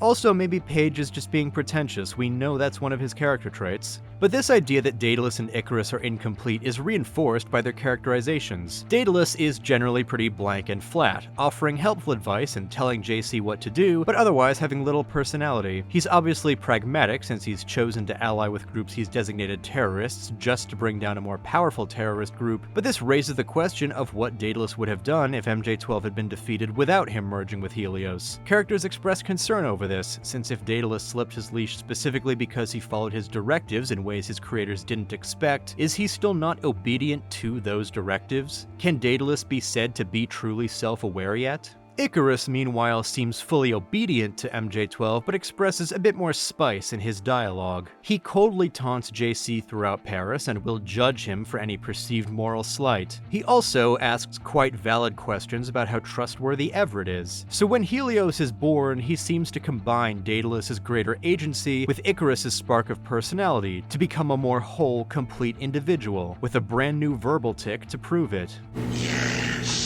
As a more genuinely sentient AI, Helios proves to be yet another MJ12 creation that rebels against Bob Page. It's also posited by Sam Carter that the Milnet Gambit was Everett's ploy for power in some way, perhaps a way to alter Daedalus to not turn on the Illuminati in the future. But it backfires for him, as it will backfire for Page later. We are again seeing evidence that Everett's claims to have learned his lesson may be exaggerated. It's notable that this moment when Helios is created is when Bob Page finally begins interacting directly with his enemies. I have an announcement. I've come to make an announcement! Until now, he's been discussed frequently and can even be seen talking to Maggie, Chow, and VersaLife, but he's let Walton Simons be the face of MJ12 to JC, the UNATCO agents, the Wall Cloud captain, and even Chow in Holo Communications. Simons is still around. He can't be killed until the upcoming sub-base mission, but Page is already taking his place narratively. And he's waited until now, until Helios has been formed, to do so. It speaks to a great patience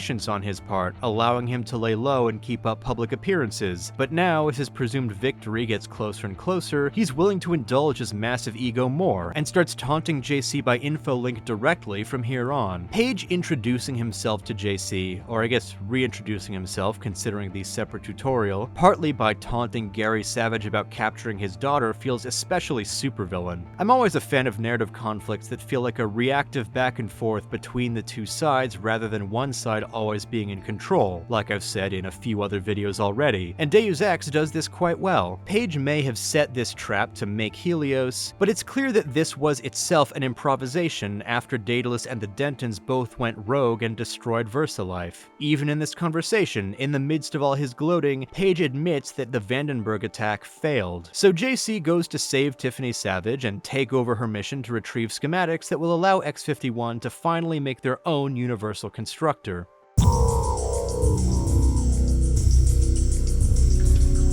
The schematics are found in an undersea base that has fallen to sabotage, with MJ12 personnel dead, corridors flooded, and experimental bioengineered creatures out of their cages and roaming the halls. The mission features two major plot points that are only conveyed through a completely missable email and newspaper, respectively. First, an explanation that the facility's sabotage was caused by an undercover Illuminati agent presumably trying to clear the way for JC's infiltration. And second, an entirely off-screen resolution to the long-running background plot of Walton Simons' FEMA coup. While JC was in Paris, Simons enacted this plan, declaring martial law in response to rising riots and terror attacks that were, themselves, responses to unchecked ravages of the plague and rumors of the Ambrosia vaccine being withheld from the public and reserved for the powerful. As it turns out, Simons' coup has completely failed. Even though President Meade did everything he was supposed to, America simply has not obeyed. To quote from the in-game newspaper revealing this development, "With the declaration of martial law only 24 hours ago in the United States, the country is in turmoil and teeters on the edge of social collapse. Numerous governors, including Jason Findley of Colorado, Gray Haddock of Texas, and Christina Leicht of California, have refused to comply with the presidential directive or acknowledge the authority of Walton Simons, director of FEMA. National Guard and other troops mobilized to quell domestic turmoil are in disarray as many units have gone AWOL. In a live net broadcast earlier today, General Ed Gardner said that he would, quote, give no order, nor allow any order to be given to those under my command that would lead to their taking potentially lethal measures against an unarmed civilian population, unquote. He concluded by saying that our neighbors are not our enemies. General Garner was immediately relieved of command by Walton Simons, resulting in the resignation of N.D. Goper, Secretary of Defense. Reports that a detachment of UNATCO troops fired on a crowd of protesters in New York City has yet to be verified, though several high-level sources within the government indicate that the situation may have degenerated to the point where UNATCO is no longer operating under governmental supervision. Similar reports have been received from Mexico City, London, Berlin, Paris, and Moscow.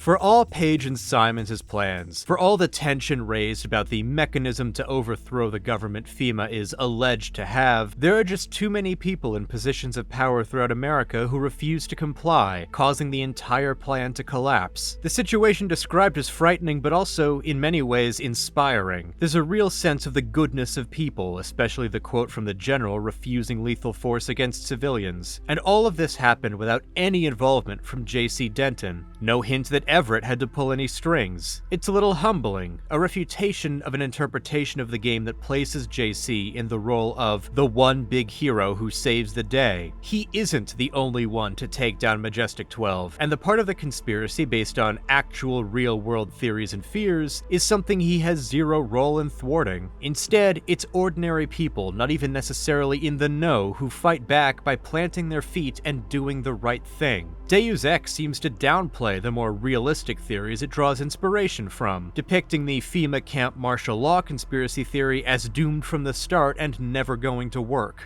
It's only the fantastical merge with Helios part of Page's plan that the fantastical JC has to step in to deal with. All that said, a much less rosy interpretation of these events is that actually they were all according to Page's plan, and he set Simons up to fail on purpose to cause a civil war and maximize the chaos that he, after merging with Helios, would be the savior for stopping. This version would reflect Page's attitude in the opening cutscene. In the end, they'll beg us to save them.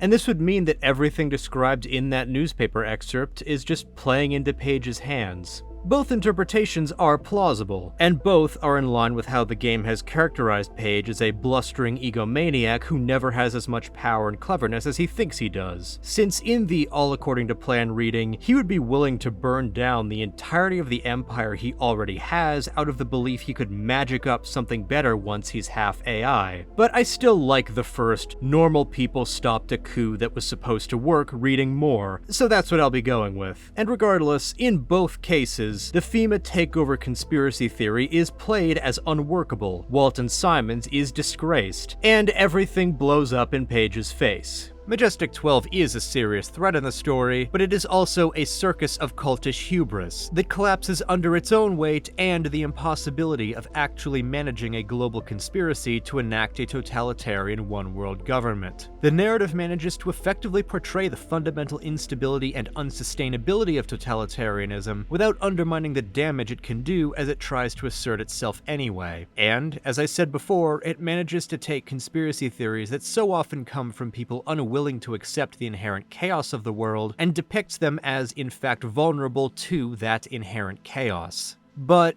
is it a problem that this plot development and everything it means thematically occurs entirely off-screen in flavor text a player may completely overlook? Because I have been critical of a game like Dragon Age Veilguard for similarly sequestering so much of its interesting world developments and details into its codex, because doing so makes that game's presentation of its world come across as even shallower and more sanded down than it really is. In both games, critical details that add significant depth to characters or plot can be missed. Yet this trait doesn't strike me as being a flaw of Deus Ex in the same way it would be in a game like Veilguard. So what gives? Am I applying a double standard to be kinder to a game regarded as a classic compared to one that isn't? Well, I'd say part of this difference is genre expectations. While both are considered RPGs, the style of a BioWare game carries expectations that depth is more likely to be found through dialogue exchanges and asking NPCs direct questions than with environmental details. And there are also expectations for heightened emotional resonance because there's more focus on characterization. Even though all Dragon Ages have extensive codices, dialogues are the central means of experiencing the narrative. Meanwhile, Deus Ex is an immersive sim RPG, built more around physical exploration within the highly interactive game world. Obviously, Deus Ex has a lot of dialogue, with depth regarding political philosophy conveyed through that dialogue, but this feels less like the primary method of engaging with the story and more equal with, or maybe even subservient to, the physical exploration. This allows the act of searching for and discovering in-game writings, whether in the form of emails, data cubes, newspapers, or books, to be understood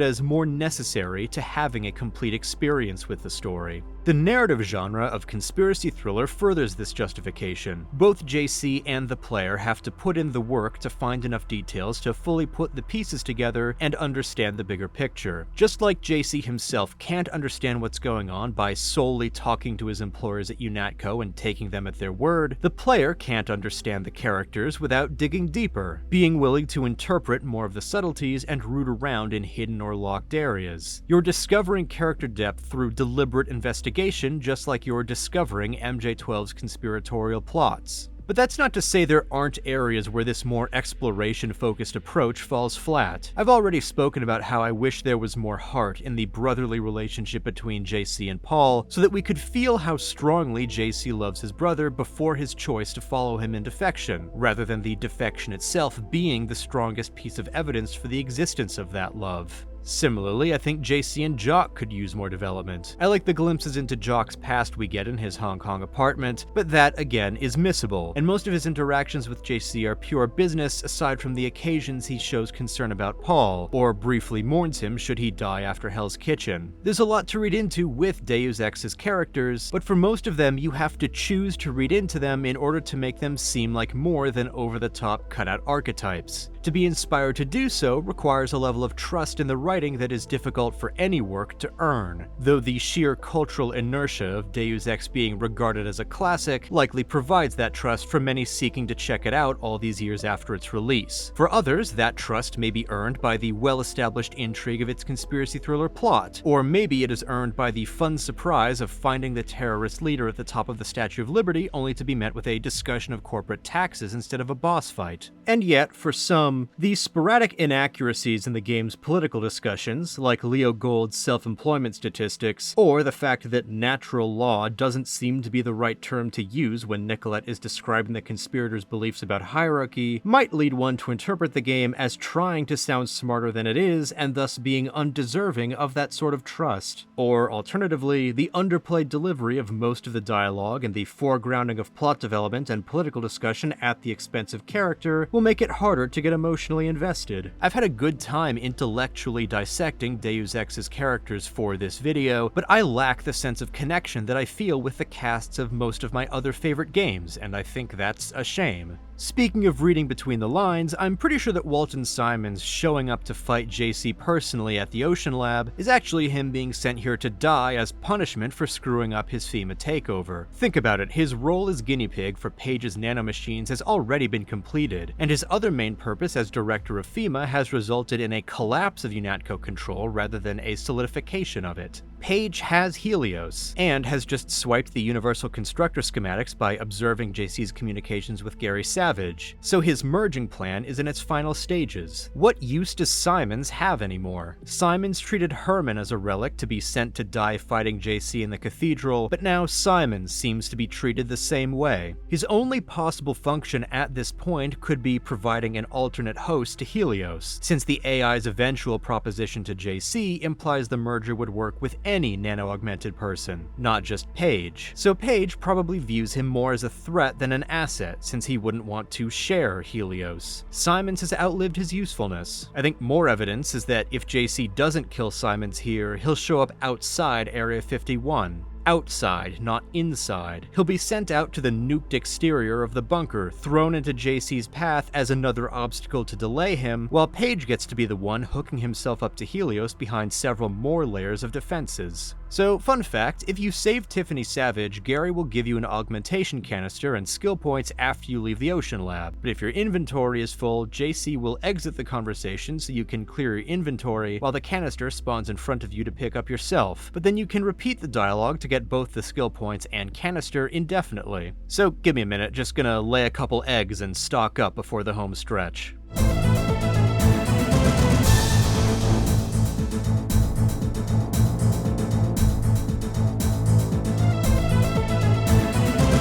Okay, off to go stop a nuke.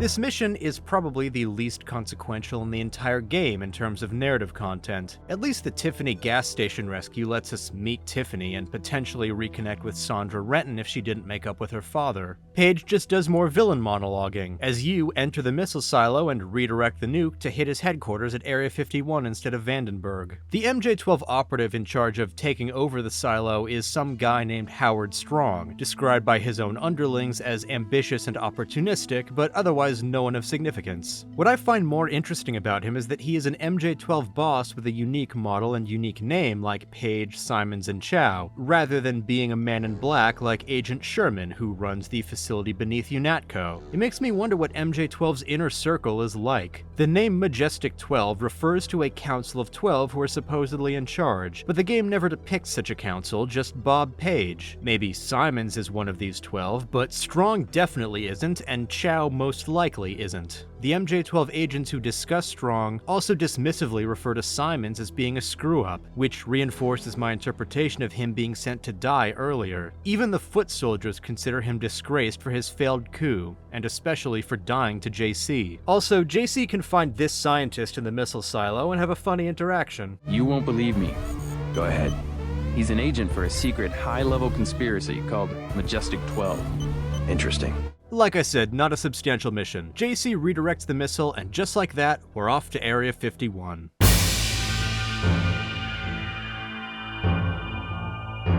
Area 51 is, of course, infamous in real life as the place where the US government has totally hidden them aliens. Interestingly, Deus Ex does not feature aliens at all. Instead, the Illuminati and Majestic 12 genetically engineered cows into the shape of the classic big-eyed gray aliens. An archived email exchange from many years ago between Bob Page and Lucius De Beers reveals that these alien-looking life forms were used to distract the general public, weaponizing conspiracy theories about aliens to keep eyes off what was actually going on. Here's the exchange. Page to De Beers. I'd like to investigate the possibility of resurrecting the Bovine Manipulation Project, MJID 9803HU8932, with an eye towards recreating the Grey life form. While the project was deemed a failure at the time, it was successful as a propaganda tactic in diverting attention away from actual Dreamland research. With recent advances in genetic science, the Grey life form could be engineered to protect MJ12 facilities while also serving as a useful bit of meme indirection.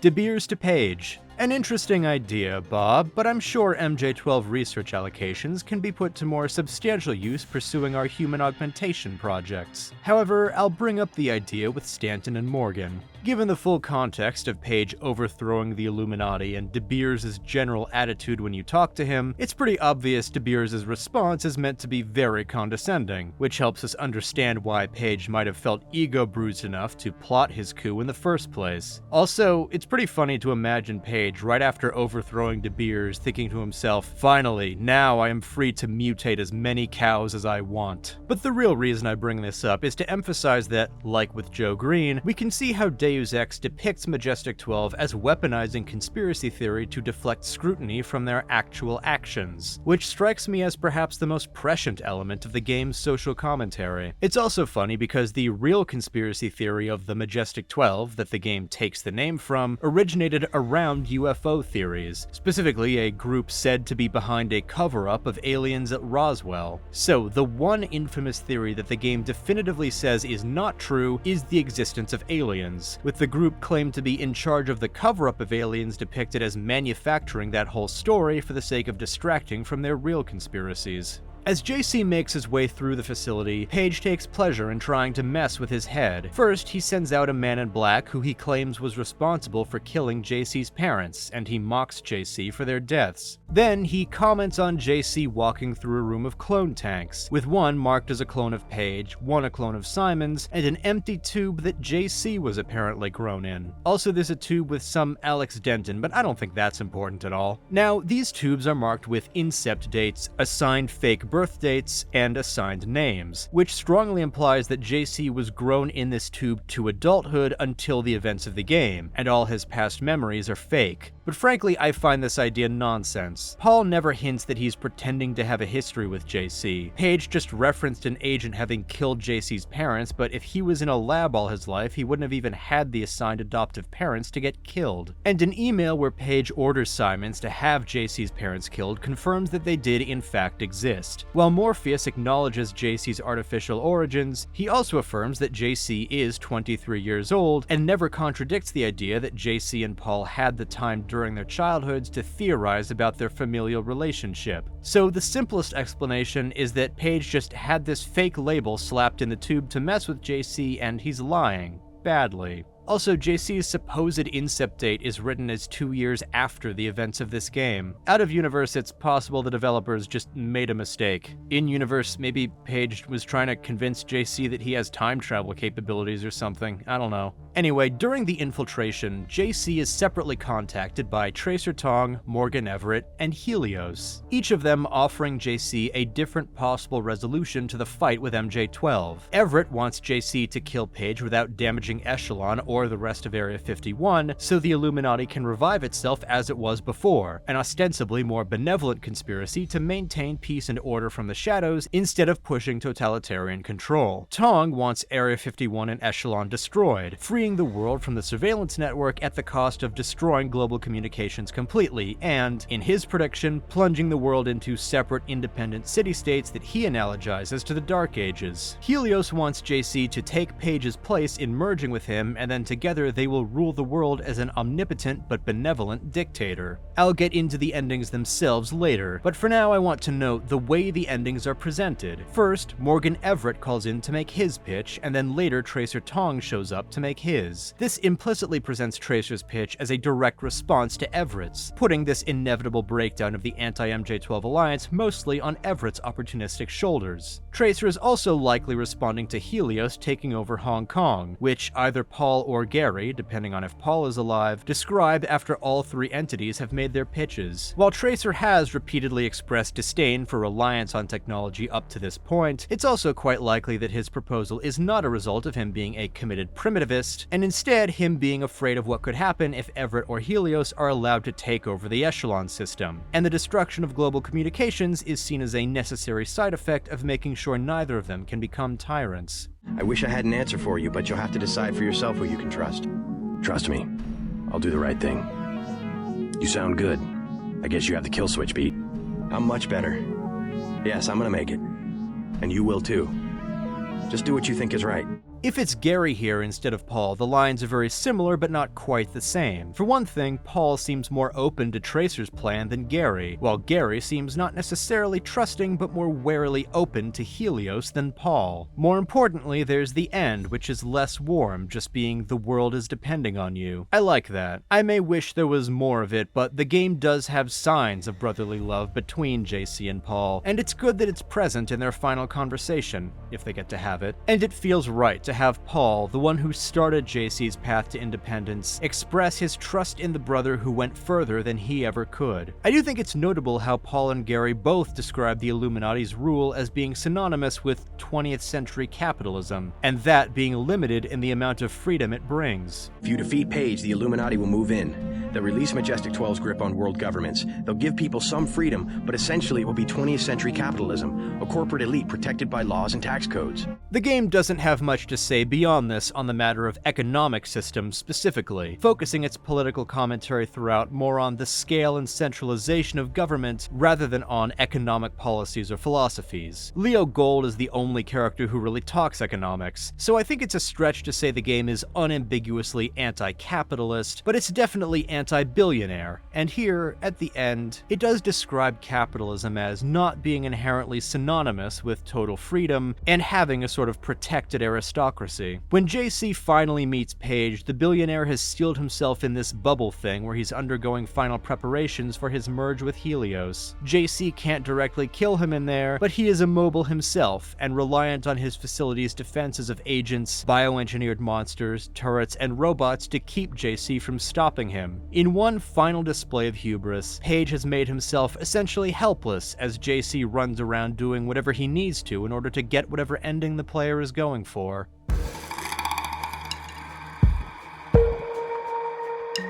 So the last time I played this game was about 10 years ago, and at the time I was convinced that Deus Ex had an intended right ending. I no longer think that, but I do think it has an intended wrong ending, that being the Illuminati ending. In Paris, the game portrays the Illuminati survivors as relics representing a failed past, yearning for the glory they lost as a result of their own flaws. It was a more benevolent and competent conspiracy than MJ12, certainly, but they still engaged in cruelty and dangerous hubris. Several emails you can find in Area 51 demonstrate a lot of overlap between Illuminati and MJ12 projects, like Echelon or the experiments that created the Greys, and even the nanotech research leading to the recruiting of Paul Denton and eventual cloning of JC. This serves to emphasize that Bob Page relies on his former mentors and could not have succeeded purely on his own merits, but it also blurs the lines between MJ12 and the Illuminati far more than Everett does when trying to recruit JC. As Charlotte says, it is nothing special to be a reactionary who tries to revive the same old rhetoric. The cutscene for the Illuminati ending makes sure you understand these parallels, since it's a recreation of the intro, with JC and Everett taking Simon's and Page's places in front of the globe hand statue in VersaLife as they discuss their plans to rebuild the world. And JC seems a little hesitant to fully agree with some of what Everett is saying. There is merit to Everett's claims about problems caused by disunity and chaos, and as Paul and Gary both imply, it's a safer choice to just revert to how things were before. But we only have Everett's word that he's learned his lesson and the revived Illuminati won't succumb to the same problems as the old. And I think we have a lot of reason to be suspicious of Everett's word. Even if we do trust his intentions though, how does winding back the clock a few decades prevent history from repeating all over again the next time an upstart Illuminatus decides he's more special than everyone else? The quote topping off this ending is from Paradise Lost, spoken in the poem by Satan. Better to reign in hell than serve in heaven. The line's context is Satan observing his new surroundings in hell after his failed revolt in heaven, speaking to rally his fellow fallen angels to make the best of their new situation. However triumphant and defiant Satan's words may be, they are also those accepting failure and defeat. JC is Satan, reigning in hell here, selling his soul to the Illuminati and failing to actually free the world from the grip of conspiracy and systems that have already failed it.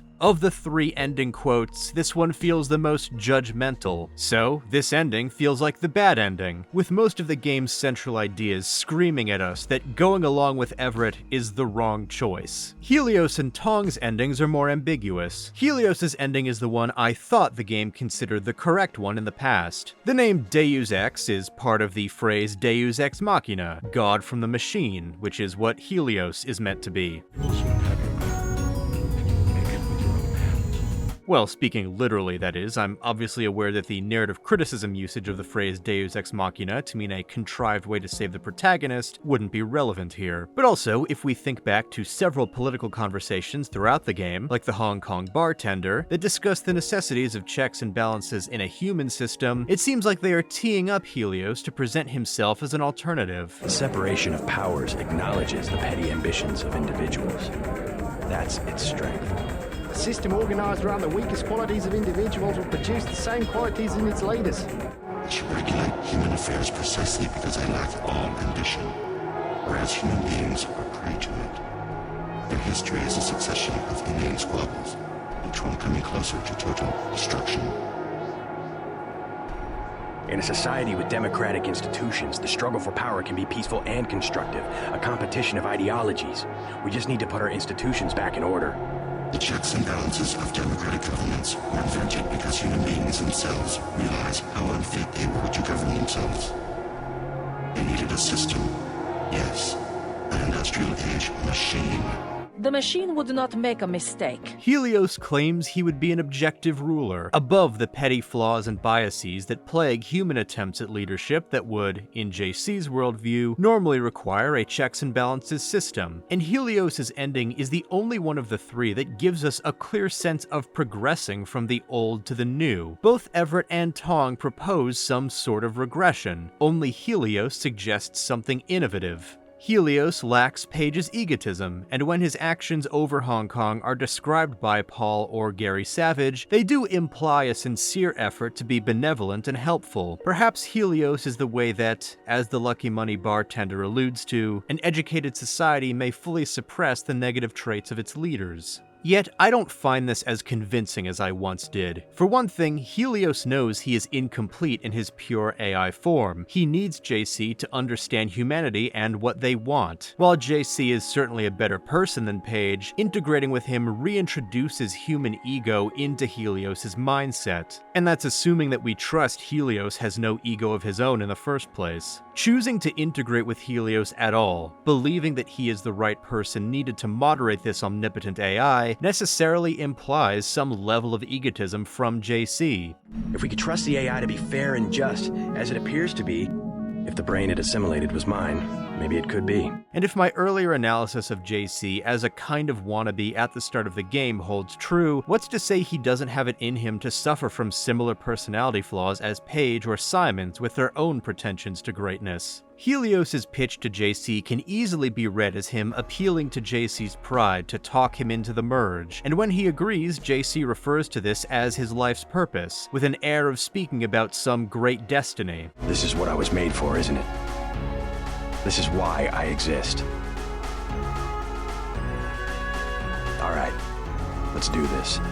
Then, when the two merge, they speak in a manner strikingly similar to the concept of the Illumined One that both Page and the Illuminati aspired to. While the Illuminati cower in the shadows, you will be the Supreme Enlightened, the Illuminated One. Everett has taught you well. Many are the darkness that must be shown away, for it is the coming of a new day. This also reminds me of how Nicolette DuClare describes the conspirators' beliefs about natural law, with the Enlightened One at the top. The ending quote by Voltaire, "If there were no God, it would be necessary to invent him," originally appears in a piece describing how the idea of a god can threaten a potentially abusive king with punishment in the afterlife, which would, ideally, inspire good behavior from kings. The full text explores the case that the idea of God is necessary for the social order. In the context of Deus Ex, where JC can be as a physical god, better than kings. Gods.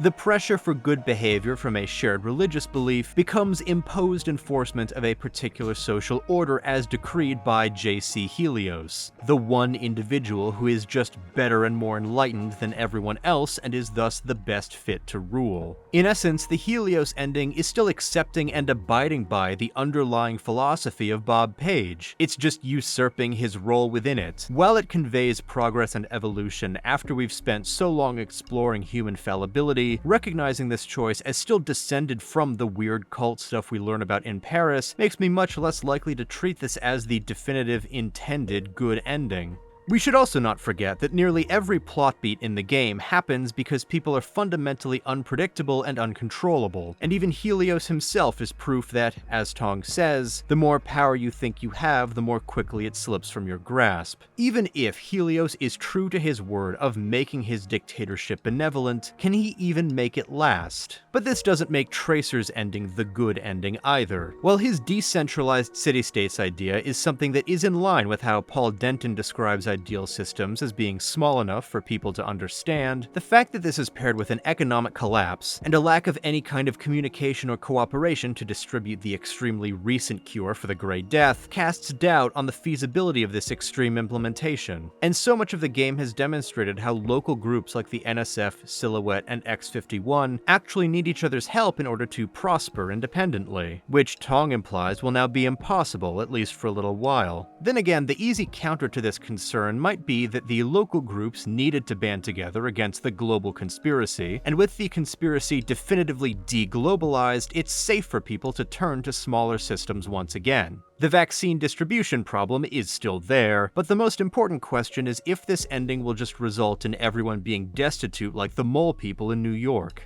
Even something more like Hong Kong would have problems, lest we forget that the city is under the control of human trafficking triads. Is Tong's ending to result in an over-prioritization of the negative liberty of being free from MJ12 surveillance and control without regard for the positive liberties afforded by communication? And could these new Dark Ages lead to the rise of warlords? Perhaps. But is recognizing those concerns enough to justify completely surrendering to Helios or repeating a doomed system with the Illuminati? JC has been fighting to free the world from those who would control it ever since the second Hell's Kitchen visit, so this ending is the only one in which he stays true to that mission regardless of the consequences. It's what pretty much all the regular people you encounter throughout the game want, even if Paul or Gary describe the off-screen citizens of Hong Kong actually liking the initial actions of Helios' prospective rule. There's no guarantee that a new power won't just rise from the new disconnected city-states as they did in antiquity, or even that a new conspiracy won't take advantage of the fact that all non-communication tech would theoretically still work, and plenty of people would still be alive who could rebuild something like Echelon. But freedom doesn't always come with guarantees, and at least the Echelon that exists now will never be repurposed. The choice of ending quote here is quite interesting, especially considered alongside the Milton and Voltaire quotes. It is, "Yesterday we obeyed kings and bent our necks before emperors, but today we kneel only to truth." The game actually cuts off the last sentence, which in full is, "But today we kneel only to truth, follow only beauty, and obey only love." The quote comes from the Lebanese-American writer Khalil Gibran, found in The Vision, Reflections on the Way of the Soul. Gibran was a prolific and influential writer in both Arabic and English, with his book The Prophet being one of the most successful books of the 20th century and, after his death in 1931, was highly influential in American counterculture in the 60s and beyond. Despite this fame, I would not have heard of him were it not for Deus Ex, while my education made sure I was aware of Voltaire and especially Milton. I don't mean to imply that Gibran has become an unknown or that nobody in America would remember him or have learned about him just because I didn't, just that he has not been cemented in the great Western canon of universally recognized most important writers ever like Voltaire and Milton have. While he did move to America and had an impact on Western culture, he is the only of the three quoted writers who have originated from a non-Western part of the world. He is also the most recent of the three to have lived. These two facts lend the quote a greater sense of progress, compounded by the sheer joy in the life and liberty it conveys compared to the bitterness of the Milton quote or the ominous ambiguity of the Voltaire quote. I also think the international bona fides of Gibran, whose writing also incorporated many different spiritual and philosophical traditions at once, helps to counteract the potential urge to interpret Deus Ex's anti-globalism as being an expression of xenophobia like firm anti-globalism tends to be today. Instead, by using Gibran, noted by later writers like Adel Bishara as being a strong civic nationalist rather than an ethnic nationalist, in his advocacy for a Syria free from Ottoman control, it remains evident that the non-global societies the Dentons fight for in Deus Ex are accepting of diversity, just not a distant central power. I don't want to overstate how much Gibran may or may not align with today's left-wing politics, because I don't really know. I've barely scratched the surface of who he was, and Deus Ex itself merely uses a quote from him with no context. I just found it interesting that he specifically was chosen for that ending, and I wanted to explore the implications that choice might have. even if the game developers who made that choice didn't necessarily consider the same things I just did. So, as I said, weighing the implications and complexities of the Helios and Tong endings can be tricky, and both follow different threads of the game's philosophies, while the Illuminati ending seems to be the definitive bad one. Whether trying something new but authoritarian with Helios, or simply breaking the chains and letting whatever happens happen with Tong, the world cannot afford to just reset the clock and attempt to return to the way it was under the Illuminati as if nothing happened. And that's Deus Ex. We did it.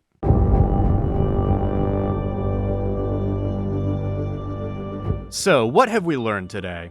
A bomb's a bad choice for close-range combat.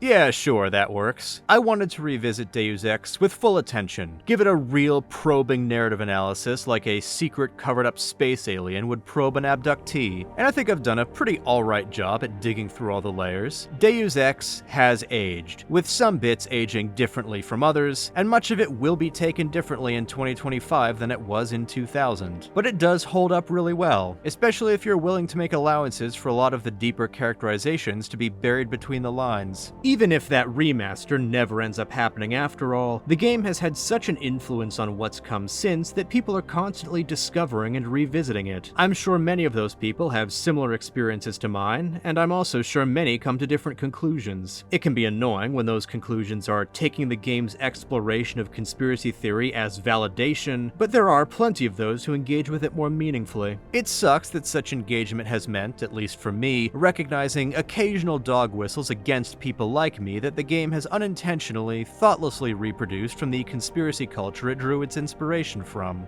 But that's why it's important to be aware of them in the first place. Hopefully, future conspiracy thrillers made with such awareness can sidestep such pitfalls, like how modern horror drawing inspiration from H.P. Lovecraft has to grapple with what to take and what to leave behind from the man's legacy of great creativity and also virulent bigotry. Shout out to Paradise Killer and the Fallen London Sunless Sea, Sunless Skies games for how they handle that. Also, shout out to Lovecraft himself for apparently starting to realize the error of his ways and trying to change. Shame he died too young for us to know if he could have fully redeemed himself. The point is that, as with all old art, this game is a product of its time and place, made without full awareness of some of the implications of things it invokes. And recognizing this is not about condemning it or ignoring its good, but really about helping us still appreciate it while learning how future works can avoid its mistakes. It really helps that, as I've pointed out the couple times it's been relevant, Deus Ex is so much better than it could have been, making it pretty easy to excuse its use of certain dog whistles as just accidents. And I found something that's given me a different, more positive way to look at Deus Ex's relationship to Jewishness. Warren Spector, the director of the game, is himself Jewish. There's an old Kill Screen article from 2013 that collected short statements from 4 Jewish game developers, and Spector provided this quote.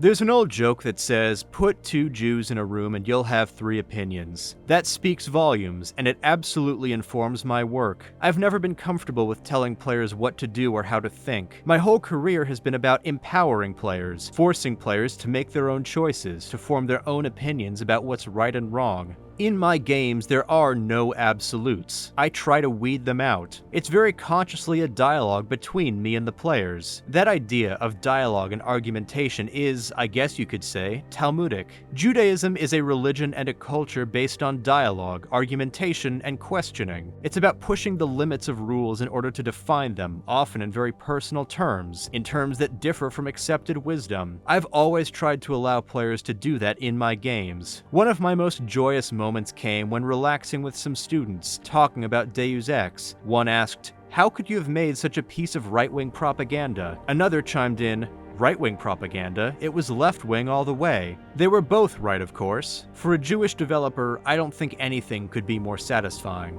This is something I want to remember when I think of Jewishness and Deus Ex. The notion of taking pride in the ways this game embodies Jewish customs of debate and critical thinking and scholarship. Spector said he wants his players to reach their own opinions about what his work means, and I've just spent over 3 hours sharing mine. I welcome any and all respectfully delivered alternate interpretations and expressions of how you may feel the game has aged. Revisiting Deus Ex in 2025, like revisiting all older media, means remembering that it is of its time in many ways. Part of me wishes we could return to that time, when the ugliness beneath conspiracy theory culture could be more easily ignored, and the theories could just be fun thought experiments instead of gateways into paranoid bigotry. But the ugliness, the gateways, were always there, and returning to the time when we could ignore them is impossible, just like how J.C. Denton can't forget the truth and go back to working at UNATCO after Paul opens his augmented eyes. It's better to have a deeper understanding of the world's chaos and complexities, even if it's more terrifying. Nostalgia poison calls to return to a simpler time that never really existed are so tired, especially in the gaming space. And it is nothing special to be a reactionary who tries to revive the same old rhetoric. Wait, does that apply to me now too, since I'm just quoting an older thing? Thanks for watching. This took me maybe twice as long as I expected because I kept rewriting and tinkering and re-recording, and while I was working on it, the remaster got announced and delayed and maybe cancelled, I don't know. But it's finally done, and I hope you enjoyed it. I did the like, comment, subscribe call to action at the start, but I figured I'd do it again and give another shout out to my wonderful Patreon supporters. Thank you all for your patience, and I'll see you next time.